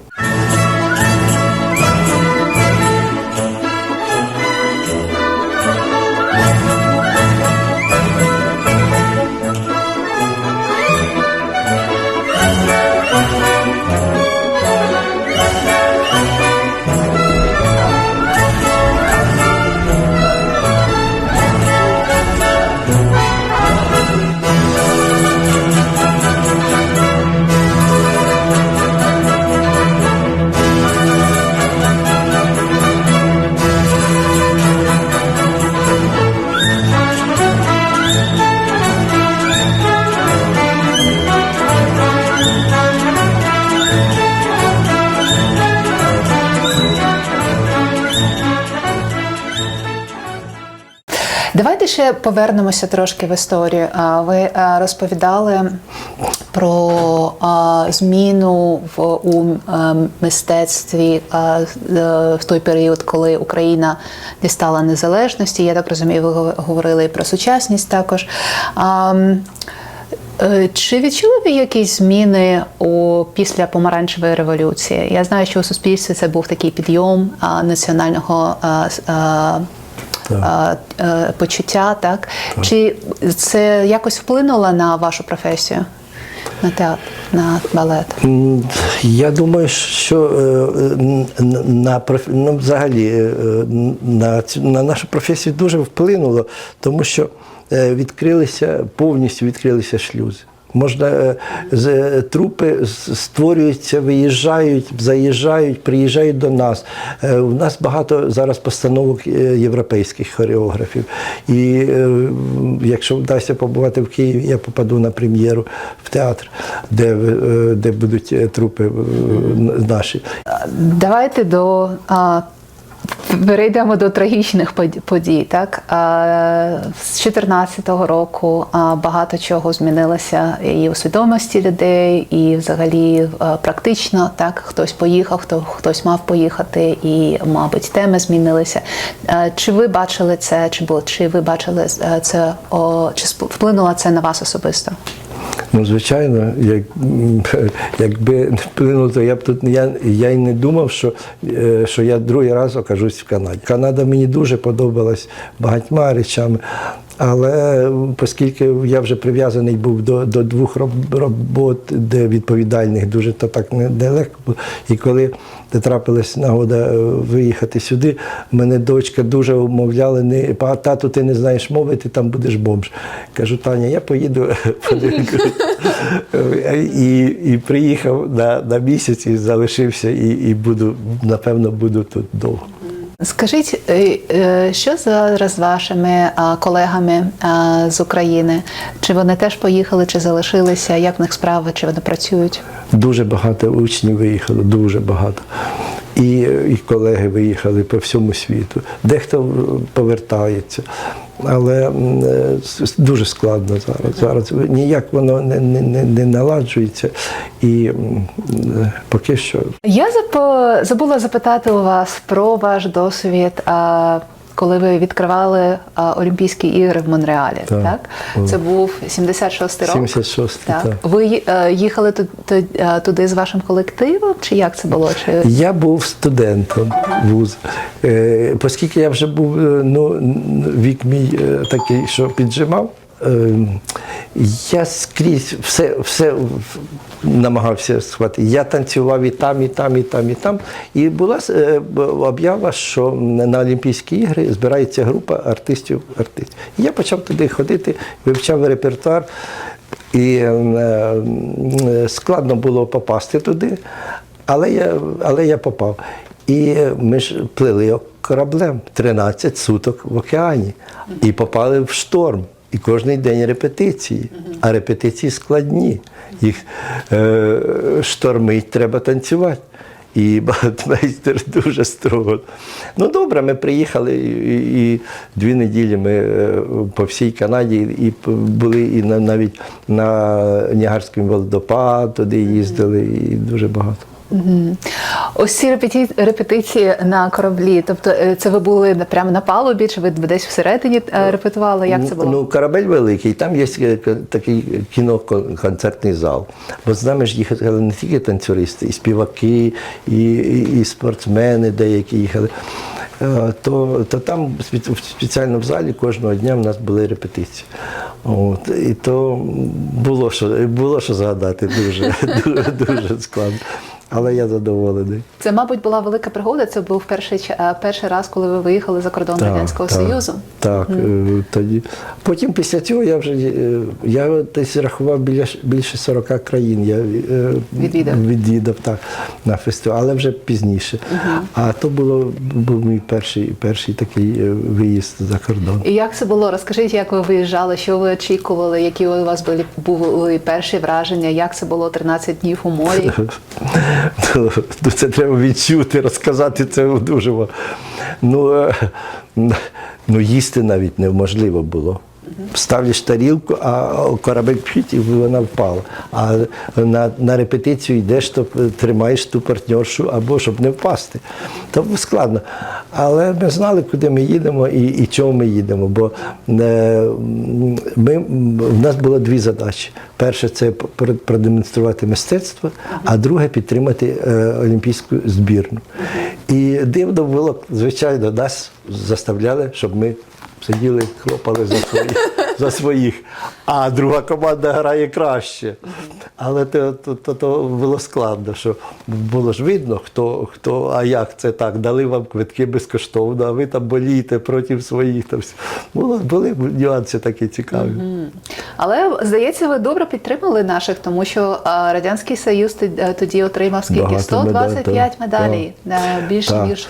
Борзов біг і отримав золоту медаль, і він сховався в нас на кораблі, бо там були на нього покушення. І кажуть, Борзов, вони спортсмени жили в готелі. Ми на кораблі жили. Ми приїжджали. А Борзов, це дуже відомий спортсмен, він там, а чого на кораблі? Кажуть, тому що складна ситуація була теж. І коли закінчувалася Олімпіада, в мене були сопілочки. І знімали прапори з стадіону. І я підійшов до того мужчини, який знімав прапор, і кажу, ченч. А він, ти що, такий прапор на якусь паличку. І я почав грати і танцювати. І він так здивувався, що забрав цю сопілочку і дав мені прапор. Я беру цей прапор, пішов по спортсменам. Вони всі поставили автографи мені. І коли я приїхав додому, то в мене за ним ганялися, просто просили в музей здати, бо там автографи чемпіонів, артистів знаменитих. І мої домашні, я сказав, приймайте всі коври, тоді ж було мода коври, вішаємо прапор. І прапор висів багато років, як талісман. Це диплом представника ЮНЕСКО. Дуже велике має значення. Це заслуженого працівника культури України. Крім того, що дуже почесно і її не так легко отримати, бо її вручає президент людям, які багато років працювали. І я її забрав, оскільки в мене це найвища моя нагорода. Крім моєї основної роботи, я встигав ще вести бути художнім керівником дитячого танцювального колективу. І більше 40 років я вів цей колектив. Дуже багато дітей. Ми об'їздили весь світ. У нас дуже дружна група була викладачів. У мене було 7 педагогів, 2 концертмейстери. І ми об'їздили ось всі країни світу, де ми танцюємо, виступаємо. А це мої учні, якими я горжусь, які досягли великих успіхів. Людям за видатні заслуги медаль імені Павла Вірського.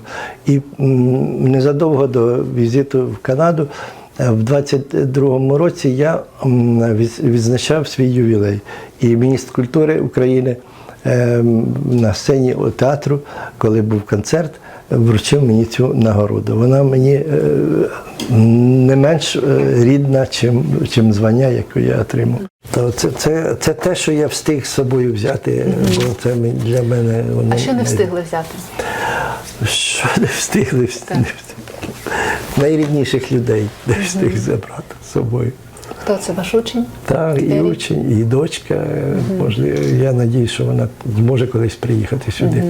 Теж і мої друзі.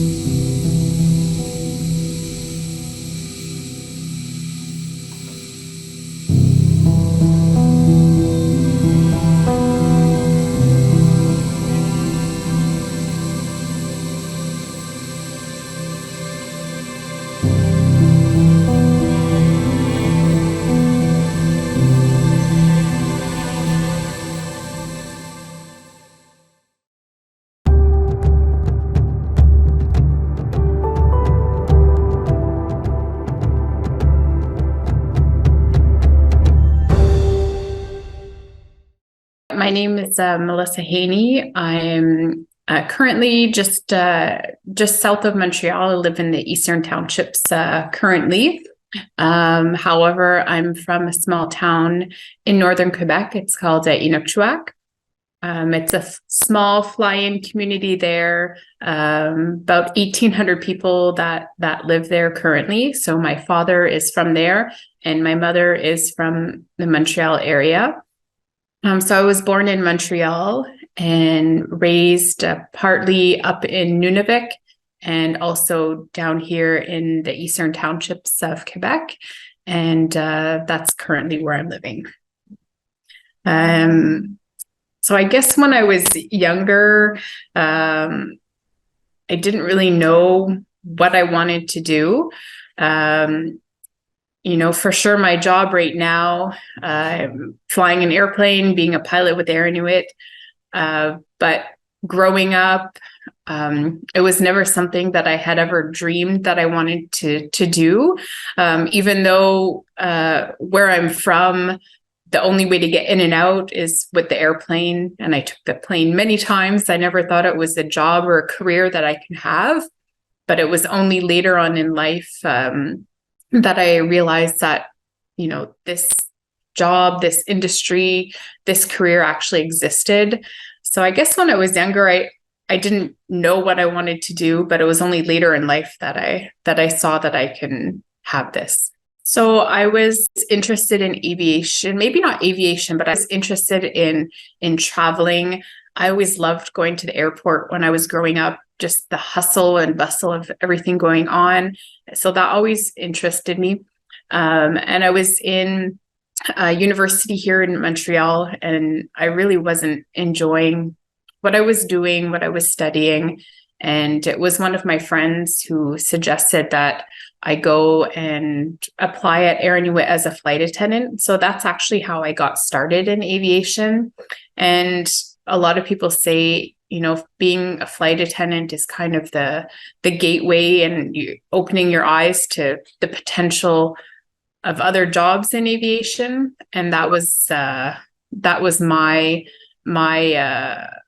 kind of gateway into what I'm doing right now. So I started as a flight attendant and really enjoyed that aspect and said, oh, I can do something more. And I went and got my pilot license. The first thing that you have to do when, you want to become a commercial pilot is to get your medical. So your medical is given to you by Transport Canada. And to get to where you are, you need to have this medical. And we actually do one every year. So every year we have a medical to make sure that we're still healthy and still able to fly. So after that, you can enroll at a flight school. There are many different options. Now you can either do at a private flight school where you're doing what's called a modular program, or there are many programs now where it's called an integrated program. So you're also getting like not a college degree, but like an attestation for study. So it can be an aviation diploma.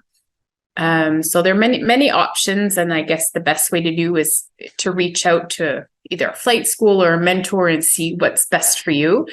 And once you start in the program, there are two aspects. You do ground work and then you also do flight work. So these kind of coincide with one another. If you study something on the ground, you'll go learn it in flight afterwards. And there are different steps that you take along the way, different licenses.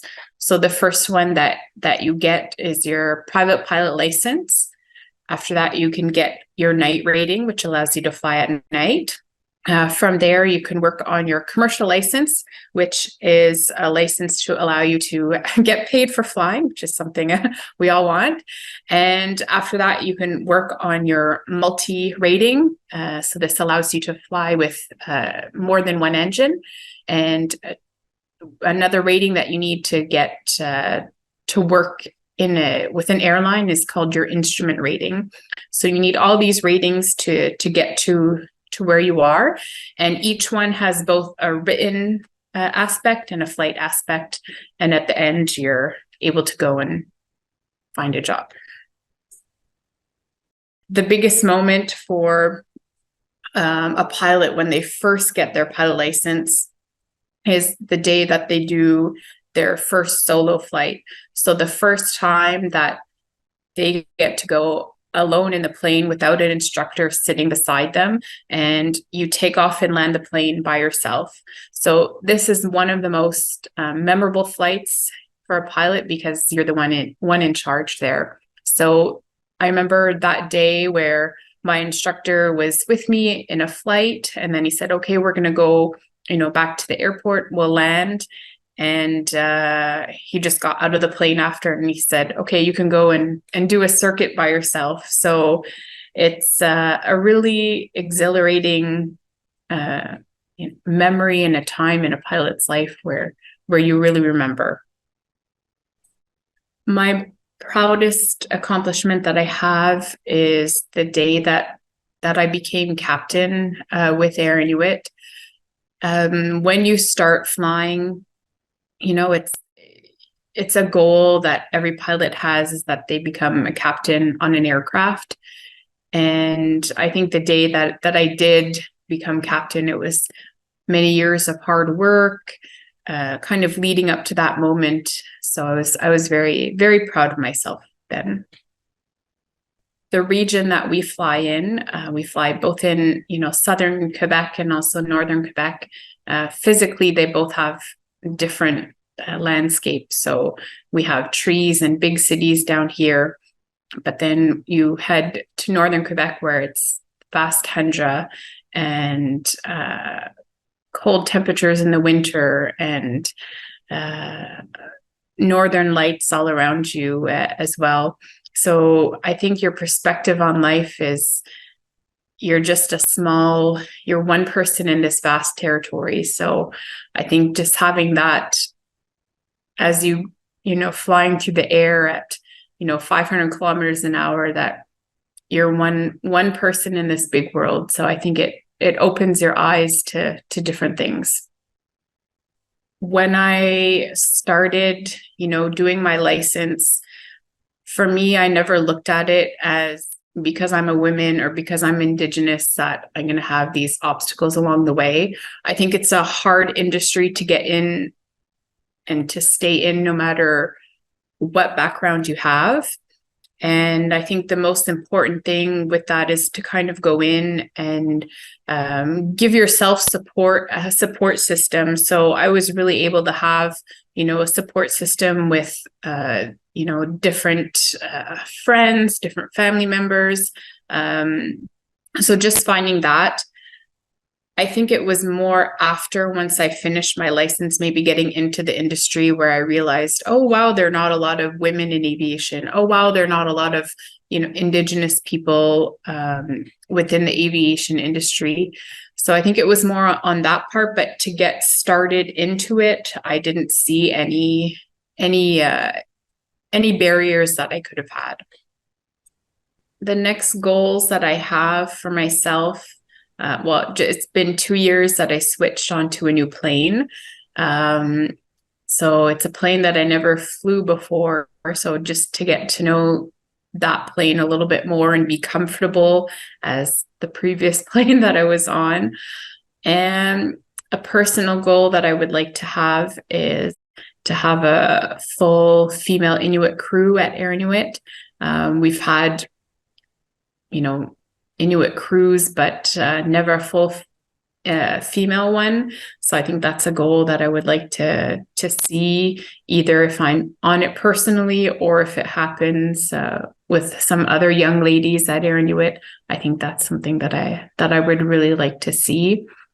And for now, I think those are kind of, just because I switched planes recently, I'm still kind of learning that I'm happy where I am right now.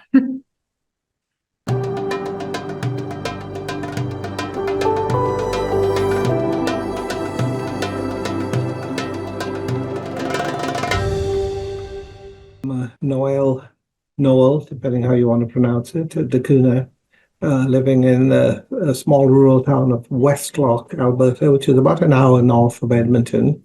And I've been in Westlock for some 34 years, having been in the small town of Manville for 4 years before then, and having come from the UK after medical school and residency training. And did my high school education in the UK, having lived in Uganda, East Africa before then. Born in India, but left at a very early age to head to Uganda. My father's parents came from a place called Goa, which is on the west coast of India, and was at that time and until 1960 a Portuguese colony. So the story behind that is that back in the late 1400s, the Portuguese were a great seafaring nation and went and extended their Portuguese empire really all over the world. And that's where that's where Brazil came from, on the other side of the world. And that's where they found the sea route to India, which was something people were looking for, because the overland trip to India for trade was not so easy. And so in 1497, around the Cape of Good Hope, South Africa, across the Indian Ocean, and landed on the west coast of India. And that's the first for the discovery of the sea route to India. And then everything followed after that. And they established a small colony there, which was Goa. And that's where all the local people there, who were originally probably Hindu, I think, really a good many of them with the Portuguese influence, names changed, and that's where the name Dakuna comes from. And religion became Roman Catholic. So India was a part of the British Empire till 1948. So there was all this British influence around Goa, and there was the Portuguese influence in Goa, and then the British, of course, were in Africa as well. And around the late 1800s, they're building a railway in East Africa, and they encouraged Indian workers to go over and help build the railway. And that was the first presence of people from India in East Africa. And then what followed was some immigration. And that was people wanting to trade, start businesses, etc. And there was quite a large Indian immigration to East Africa, to Uganda, Kenya, Tanzania, South Africa, and that's why there is and continues to be we'll call it a South Asian Indian presence in those countries. And what that resulted in was quite a sizable Indian community in East Africa, and they occupied that sort of middle ground between the ruling British and the local Africans, the traders, and then they became the professionals, and most of the cities were occupied by Indians, with the African population kind of being on the periphery in the villages. And that's what evolved in East Africa into the 1900s and beyond. So my father's parents at the turn of the century, beginning early 1900s, as a young couple, went to Uganda, set up a small trading business there, and did quite well. So that's where he was born, around 1925.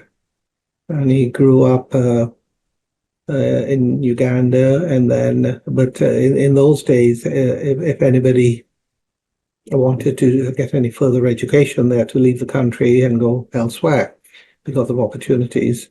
So his parents arranged for him to, it was during the war, head to India to finish high school and hopefully go to medical school. And that's a story in itself, because during the war, transportation and how to get to India from Africa. I think he went in an Arab trading vessel. It was the only way to get across the ocean.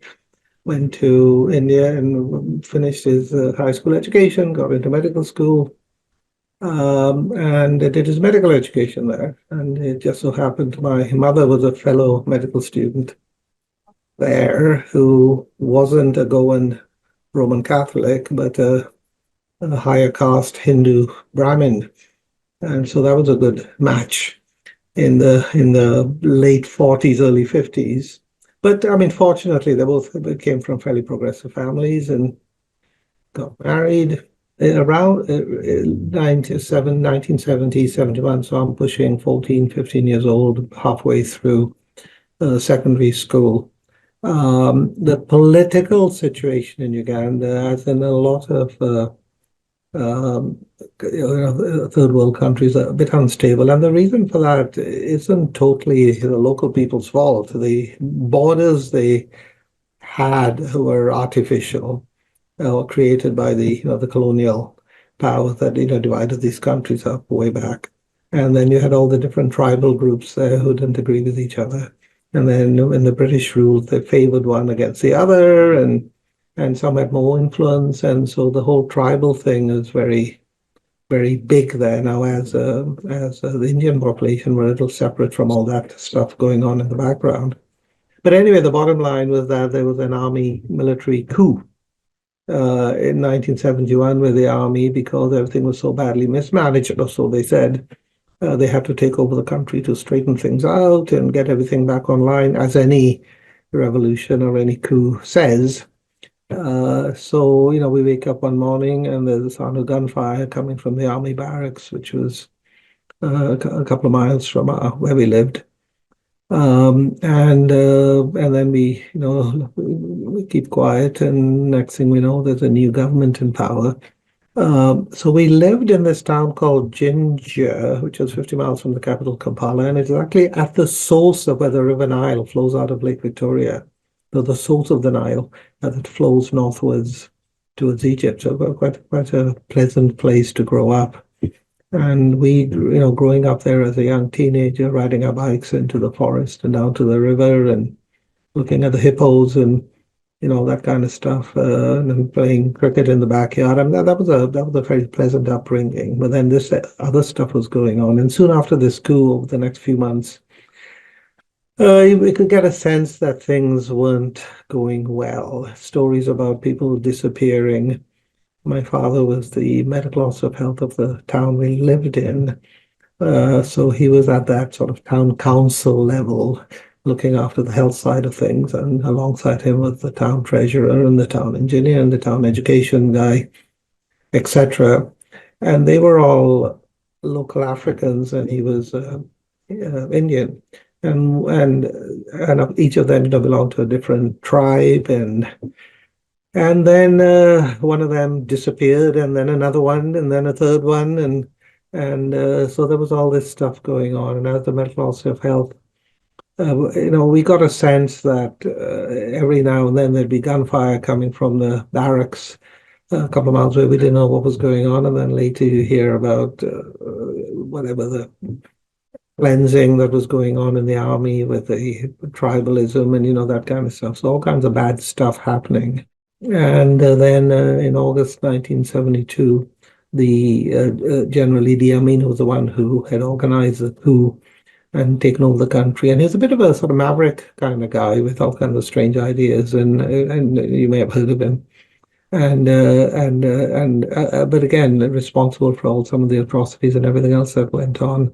Now, in August 72, he announced that all the Indian people in the country had to leave the country within 90 days because they were bad people and they'd exploited the country and they ran all the businesses and, were bad for the country and, that kind of stuff. And so they had to leave.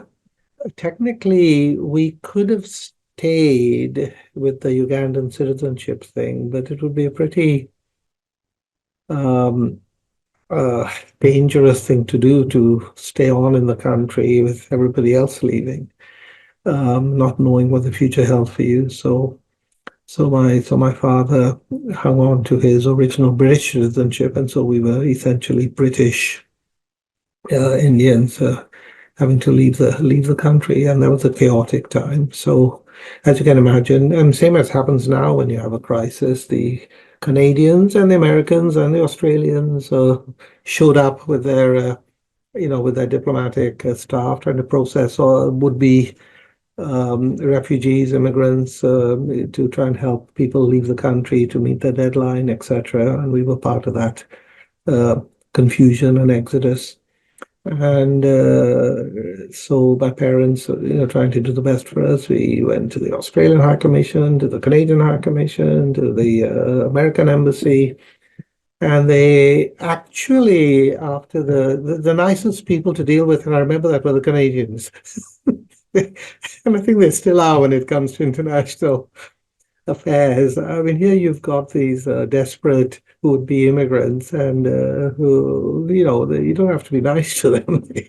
They're desperate, but they're so nice. And my parents actually got visas at that time. Visas, I've got a copy of that, to come to a place called Edmonton, Alberta, in 1972.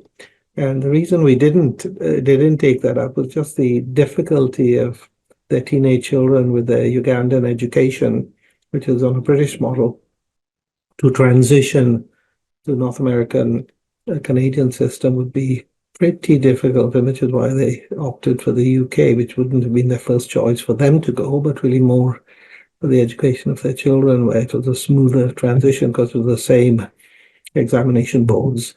So that took us to Britain, and things were getting more and more difficult in Uganda. Every time you drove anywhere, you came across army checkpoints on the road with, soldiers and guns pointing at you as they checked your vehicles and stuff. Now, when I look back, I think of how potentially serious and dangerous and vulnerable we were, because if you think of what happened in Rwanda next door to Uganda, and other countries of the world, when you had marauding soldiers all over the place, we were fairly lucky to leave unscathed. But it didn't seem too bad at the time. And we headed to England in December 72, and we were, it sounds scary, and I suppose it was, but really, in terms of luck and good fortune and the way things worked out, really we did well. I mean, if you look at how a lot of immigrants do when they go to new countries from a strife and upheaval and all the rest of it, we did relatively well. And we go to the UK. My sister's 18, my brother's 17, I'm pushing 16. My sister below me is 14. The younger sister's 10. So all these, my parents had like $200 in the pocket, and that's all we had. And they go there, and social services get involved. It's the whole refugee thing, get housed, and it didn't take us too long to find our feet. Parents got jobs, and we had donate charity housing and furniture and stuff. But it didn't take us long to stand on our own 2 feet. So I finished medical school in the UK, where I decided, yes, family medicine was the way to go. Got into a family medicine training program, and that's 4 years over there. And really a really good training with, if you know a little bit about medical training, emergency medicine and maternity care and internal medicine and pediatrics, and it was all part of the training, and so felt well accomplished. In medical school, met my wife, who was a nurse, a nursing student, and the medical student, nurse student type thing, which happened. It's quite a common story, and so married. And then after my medical school training, that happens at that time, family medicine jobs in the UK were pretty tight, and the ideal family practice in the UK would be a small practice in a village. That's what everybody would aspire to. Totally different from this country, where everybody wants to be in the big city, not in some small town. And so looking around for jobs, and and I went to a fairly prestigious medical school, probably possibly the oldest medical school maybe in the world, founded in 1123.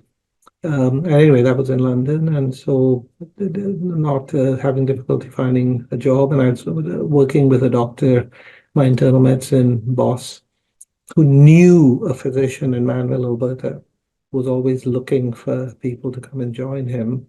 And what my boss had done in the past was sent over people like myself who wanted to work for 6 months at a time or something, and see what it's like and help him out, because he was a single doctor in a small town of Manville, Alberta.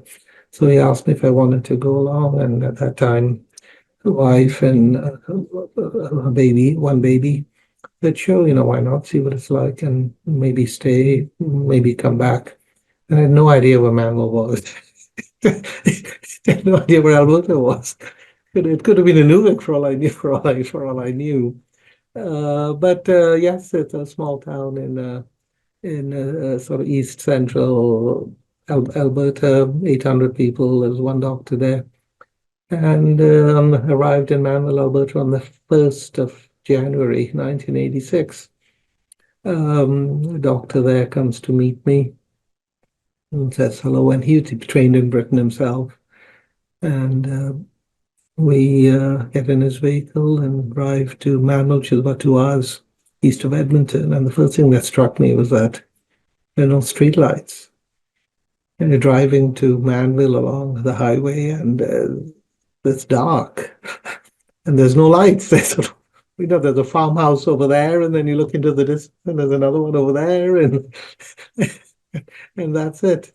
And of course, there's snow everywhere and everything. So how does that work for any other new immigrant family coming to a small town in rural Canada?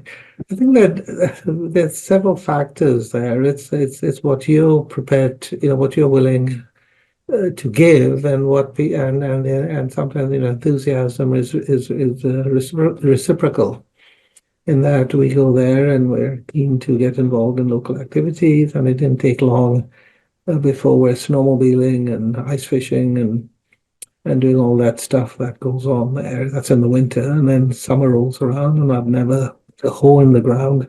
And next thing I know, we're planting a garden, and there's a local golf club, and then the hunting season comes along, and I've never even fired a gun, but taking, next thing you know, we're hunting deer and geese and ducks, and so really embraced everything that rural Alberta had to offer. When I arrived, things were pretty straightforward in that in rural Alberta, we did everything from, we looked after the local emergency department and looked after maternities and had patients in the hospital, etc.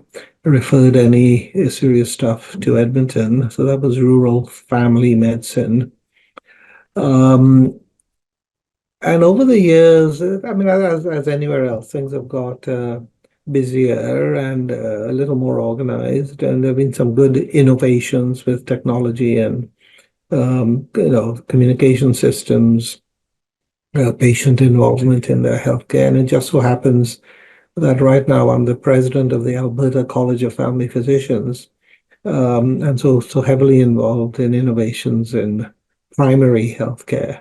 And but what we've seen over the years is some difficulties with rural medicine, in that trying to keep families in keep doctors in family medicine and encourage them to work in family medicine. And if you look at recruitment, and I do a lot of, I was in Manville for 4 years, but then we moved to Westlock. And one of the reasons I moved was because of the desire to teach, to do more obstetrics, to just be a bigger center and more involvement with the University of Alberta. So I've got a faculty appointment with the University of Alberta and do a lot of teaching in Westlock. But anyway, so the challenges we're facing right now is trying to get more family physicians in rural Alberta, and it's probably the same everywhere in Canada. But we have about 700,000 Albertans who do not have a family physician. And we're right in the middle, even as we speak, in innovations and modernizing the primary care system and looking at remuneration models and recruitment stuff. And there's the same going on elsewhere in the country. So hopefully things will end right. So right now we've got a bit of a, although we have a very good healthcare system, we still have a crisis in family medicine, particularly rural family medicine.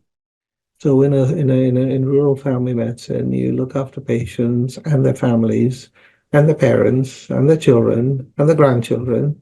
And you see them at home when they get admitted to hospital, they're admitted under your care, and you send them home, and 2 weeks later you're seeing them yourself. So there's this whole home to hospital to home circuit, which is the same doctor. And if you get a phone call from a patient or from hospital, you're dealing with for a good part your own patients. And that is something what I find very satisfying about that, and trying to get that message across.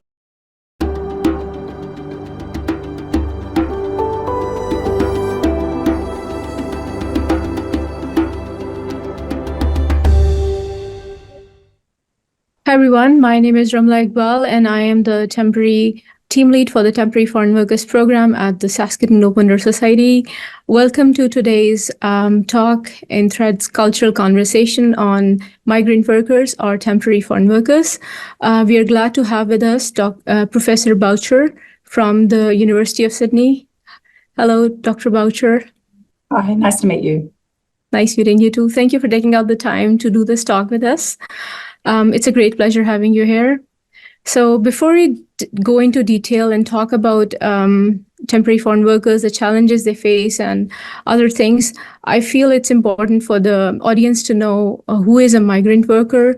So migrant worker or temporary foreign worker is anyone who comes to Canada on a work permit.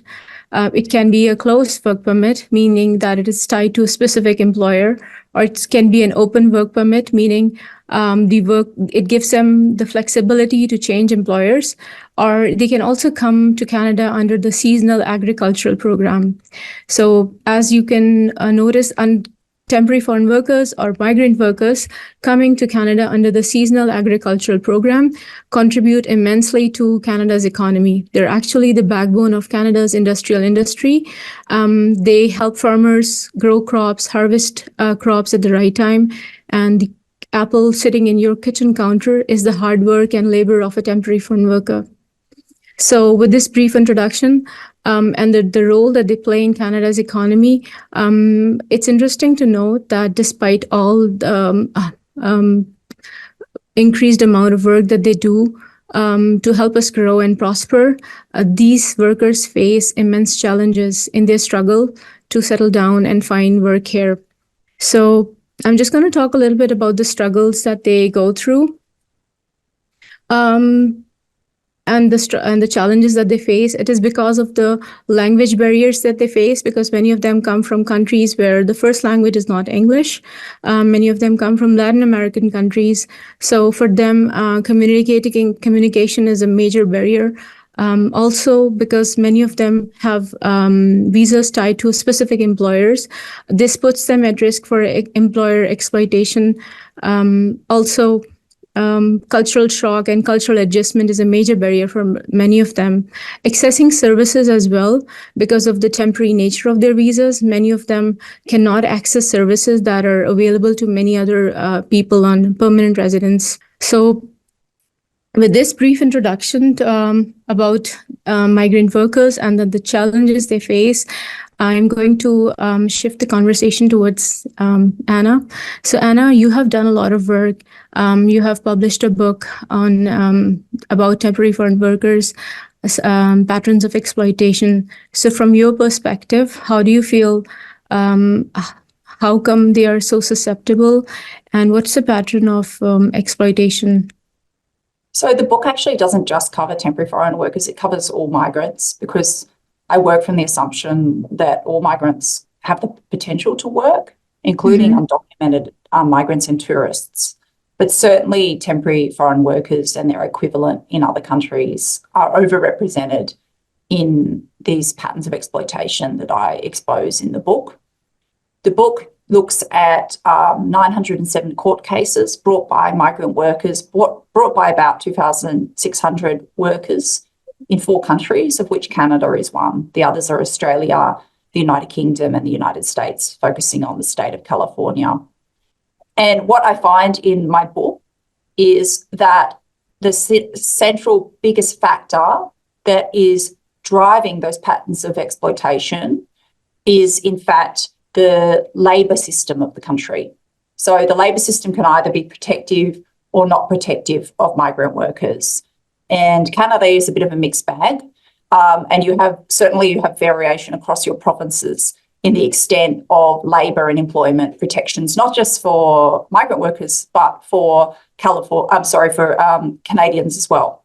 And so that level of protection is important in terms of whether migrants can bring cases or not. Another important factor is the visa, which you've touched on. And a lot of advocates talk about variation in visa design and making small changes in temporary visas to protect workers more or less. What I find is that generally temporality it creates risks for workers.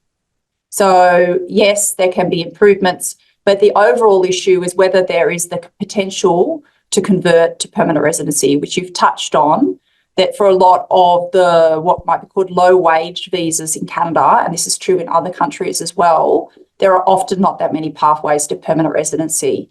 And it's that fact that often renders migrants more at risk of exploitation too. What do you think, what forms of discriminations do temporary foreign workers are, most exposed to? And again, is there like a factor that you can relate to? So in my book, I do look at all the different forms of discrimination, race discrimination, discrimination based on ethnicity, gender, sexual orientation, disability, parenting arrangements, so on, age discrimination. By far the most common are gender and race across the countries.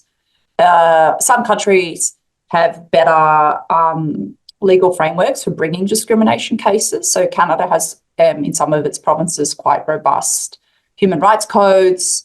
The United Kingdom has the Human Rights Act and other bases to bring discrimination cases under EU law. That's less the case in Australia, and in California it might be through civil rights provisions. So race discrimination comes out as a very common feature. Often migrants who even bring wage claims could probably bring a discrimination claim as well. But they don't always, simply because they bring the claim maybe that will have the most compensation or the easiest to run. And discrimination claims can be quite hard to run.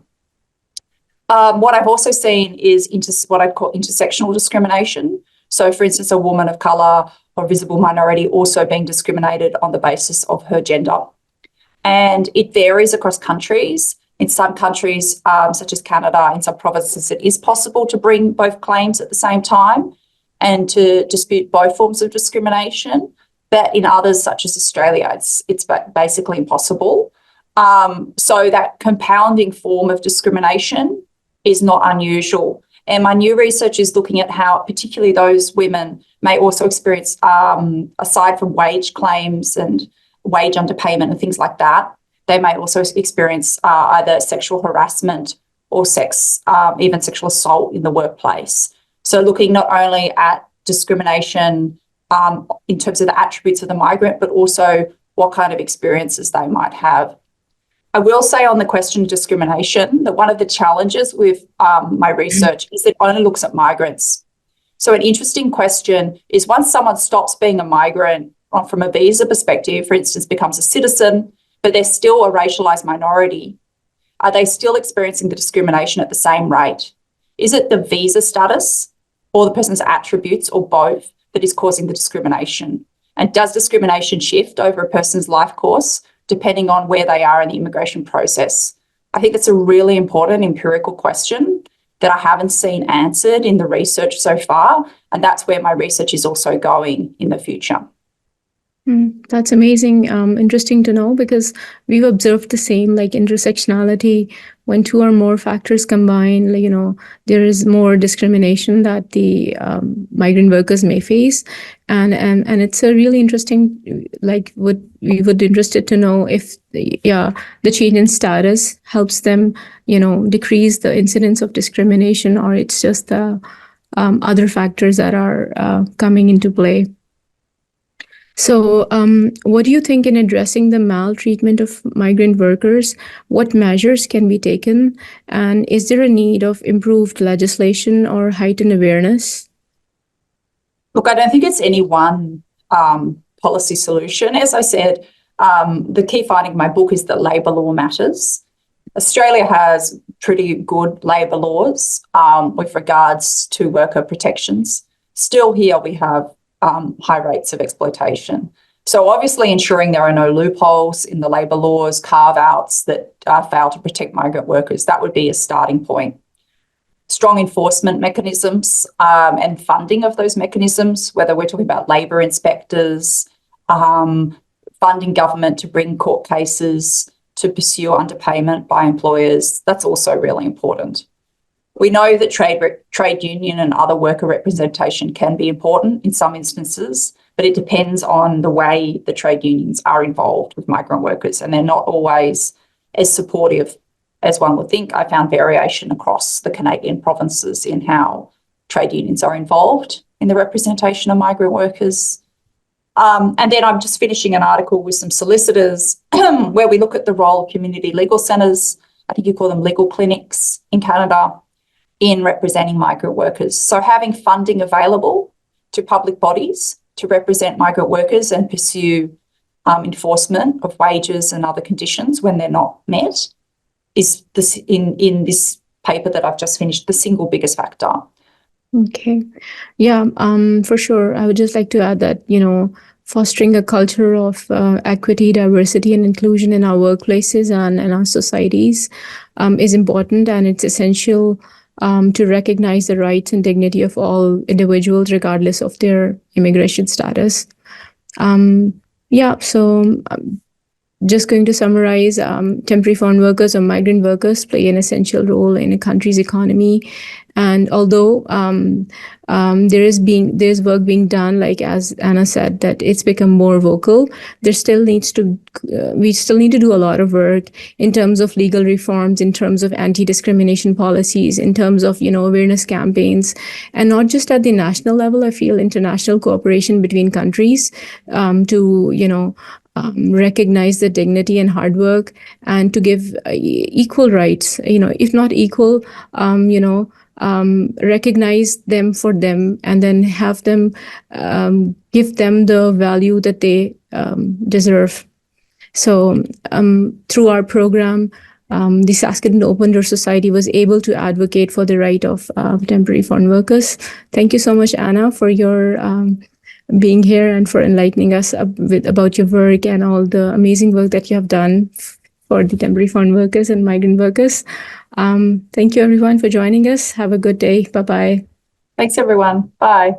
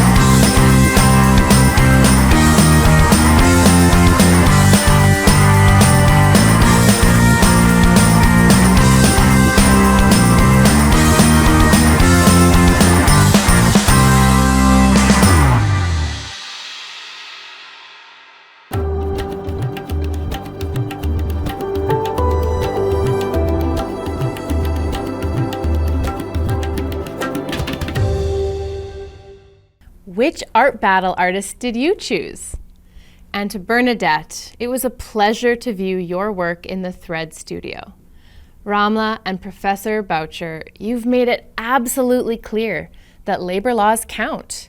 Yes, it is most unfortunate that much of the migration happening is tied to exploitation, and Canada is no different. Perhaps a little touch of empathy would go a long way. Temporary foreign workers contribute so much to the Canadian economy. Wouldn't it be better if their labor was properly recognized with fairer wages without discriminatory practices by those in power? What a captivating history lesson on colonialism and how it influenced your journey, Dr. Da Cunha. I'm certain the remote town of Westlock, Alberta greatly appreciates the health services you bring, and perhaps they give you some joy and satisfaction too. A reciprocal relationship that helps generations of families. In fact, doctor home visits once existed on the prairies over a century ago. As you've embraced rural life, we can only hope that other doctors will realize the beauty of your art of living and join you. You're truly making a great contribution to your community. Melissa, may I call you Captain Haney? What an inspirational story that helps evolve Inuit and women pilots in general. You're a real trailblazer, and I'd love to be on board and hear the flight announcement from a woman's voice. And it seems that living in an isolated flying community has been formulative in your career path. But you're so humble about it all when you admit flying changes your perspective on life, when you realize you're just one small person in this big world. Safe journeys, Captain. And thank you to Anna Klochkova and Anastasia Rizikov for your insights into classical music. Both your upbringings and cultures have been instrumental to your love of music, and I can see the common, deep passion in you both. Anna, your gentle reminder that Russia is a multicultural nation might help us appreciate the diverse music schools and traditions that exist in your repertoire, and that music is not forced upon anyone in Russia. Where did we get that idea anyway? And Anastasia, through your travels and engagement with diverse traditions across Europe, you've illustrated the musical nuances of Germany, Spain, and Ukraine. We wish you both continued success with the intonations of music as an international language. And Sergei, your illustrious career in ballet is commendable. Your medals and recognition in Ukraine are your finest achievements. Your story of sailing to Canada for the 1976 Olympics and the Soviets earning 125 medals is proof of that labor. We're delighted you're settling in Saskatoon and that third and fourth generation Canadian Ukrainians help you along. But I also feel your pain in leaving students and family members back in Ukraine. And at the age of 75, that must be very hard. And that reminds me of what Tarek Jordan mentioned this morning. You too have taken possessions of the heart with you. Wasn't the work of the international artists from Ukraine and Iran spectacular? Thank you, ISGA, the International Society of Global Artists, the Saskatoon Open Door Society, and the BAM Gallery for providing the venue and a voice. The next time there's an exhibition, make a point of supporting newcomer artists, but go with fresh eyes. If you enjoyed the talks today, feel free to invite others to register. Registration is free. We're delighted to announce that our Threads library is now free as well. It's easier than ever to access over 120 talks that have accumulated across the last 4 years for personal and professional development. There's a wealth of stories and learnings, and we invite you to explore the Threads library at threadslibrary.ca. Across 2024, we'll be adding even more original content to the Threads library, and we'll send you updates. So, This brings us to the end of our first day of Threads Cultural Conversations. As promised earlier, let's learn the names of another 5 winners of the Gift of Knowledge in just a minute. We have an amazing day planned tomorrow. We start at 9:30 a.m. Central Standard Time. The link used today will be the same link to join tomorrow. You won't want to miss some of our key talks tomorrow, like Maya and Mohammed's love story, as well as engaging talks on beauty, film, parenting, and early childhood education, just to name a few. Thanks again to our authors and musicians who were so willing to share their talents with you as books or a CD. The Saskatoon Open Door Society would like to thank Monica Kinner, the newcomers and refugees to Canada, for weaving their stories into the beautifully handcrafted works that complement the gift of knowledge. And thank you also to Honey Willow Nihia Studio for the hand-packaged beading kits that introduce us to the traditional artwork skill and the art of visiting. Congratulations to the second set of 5 winners. We'll be connecting with you soon. So, without further delay, the winners are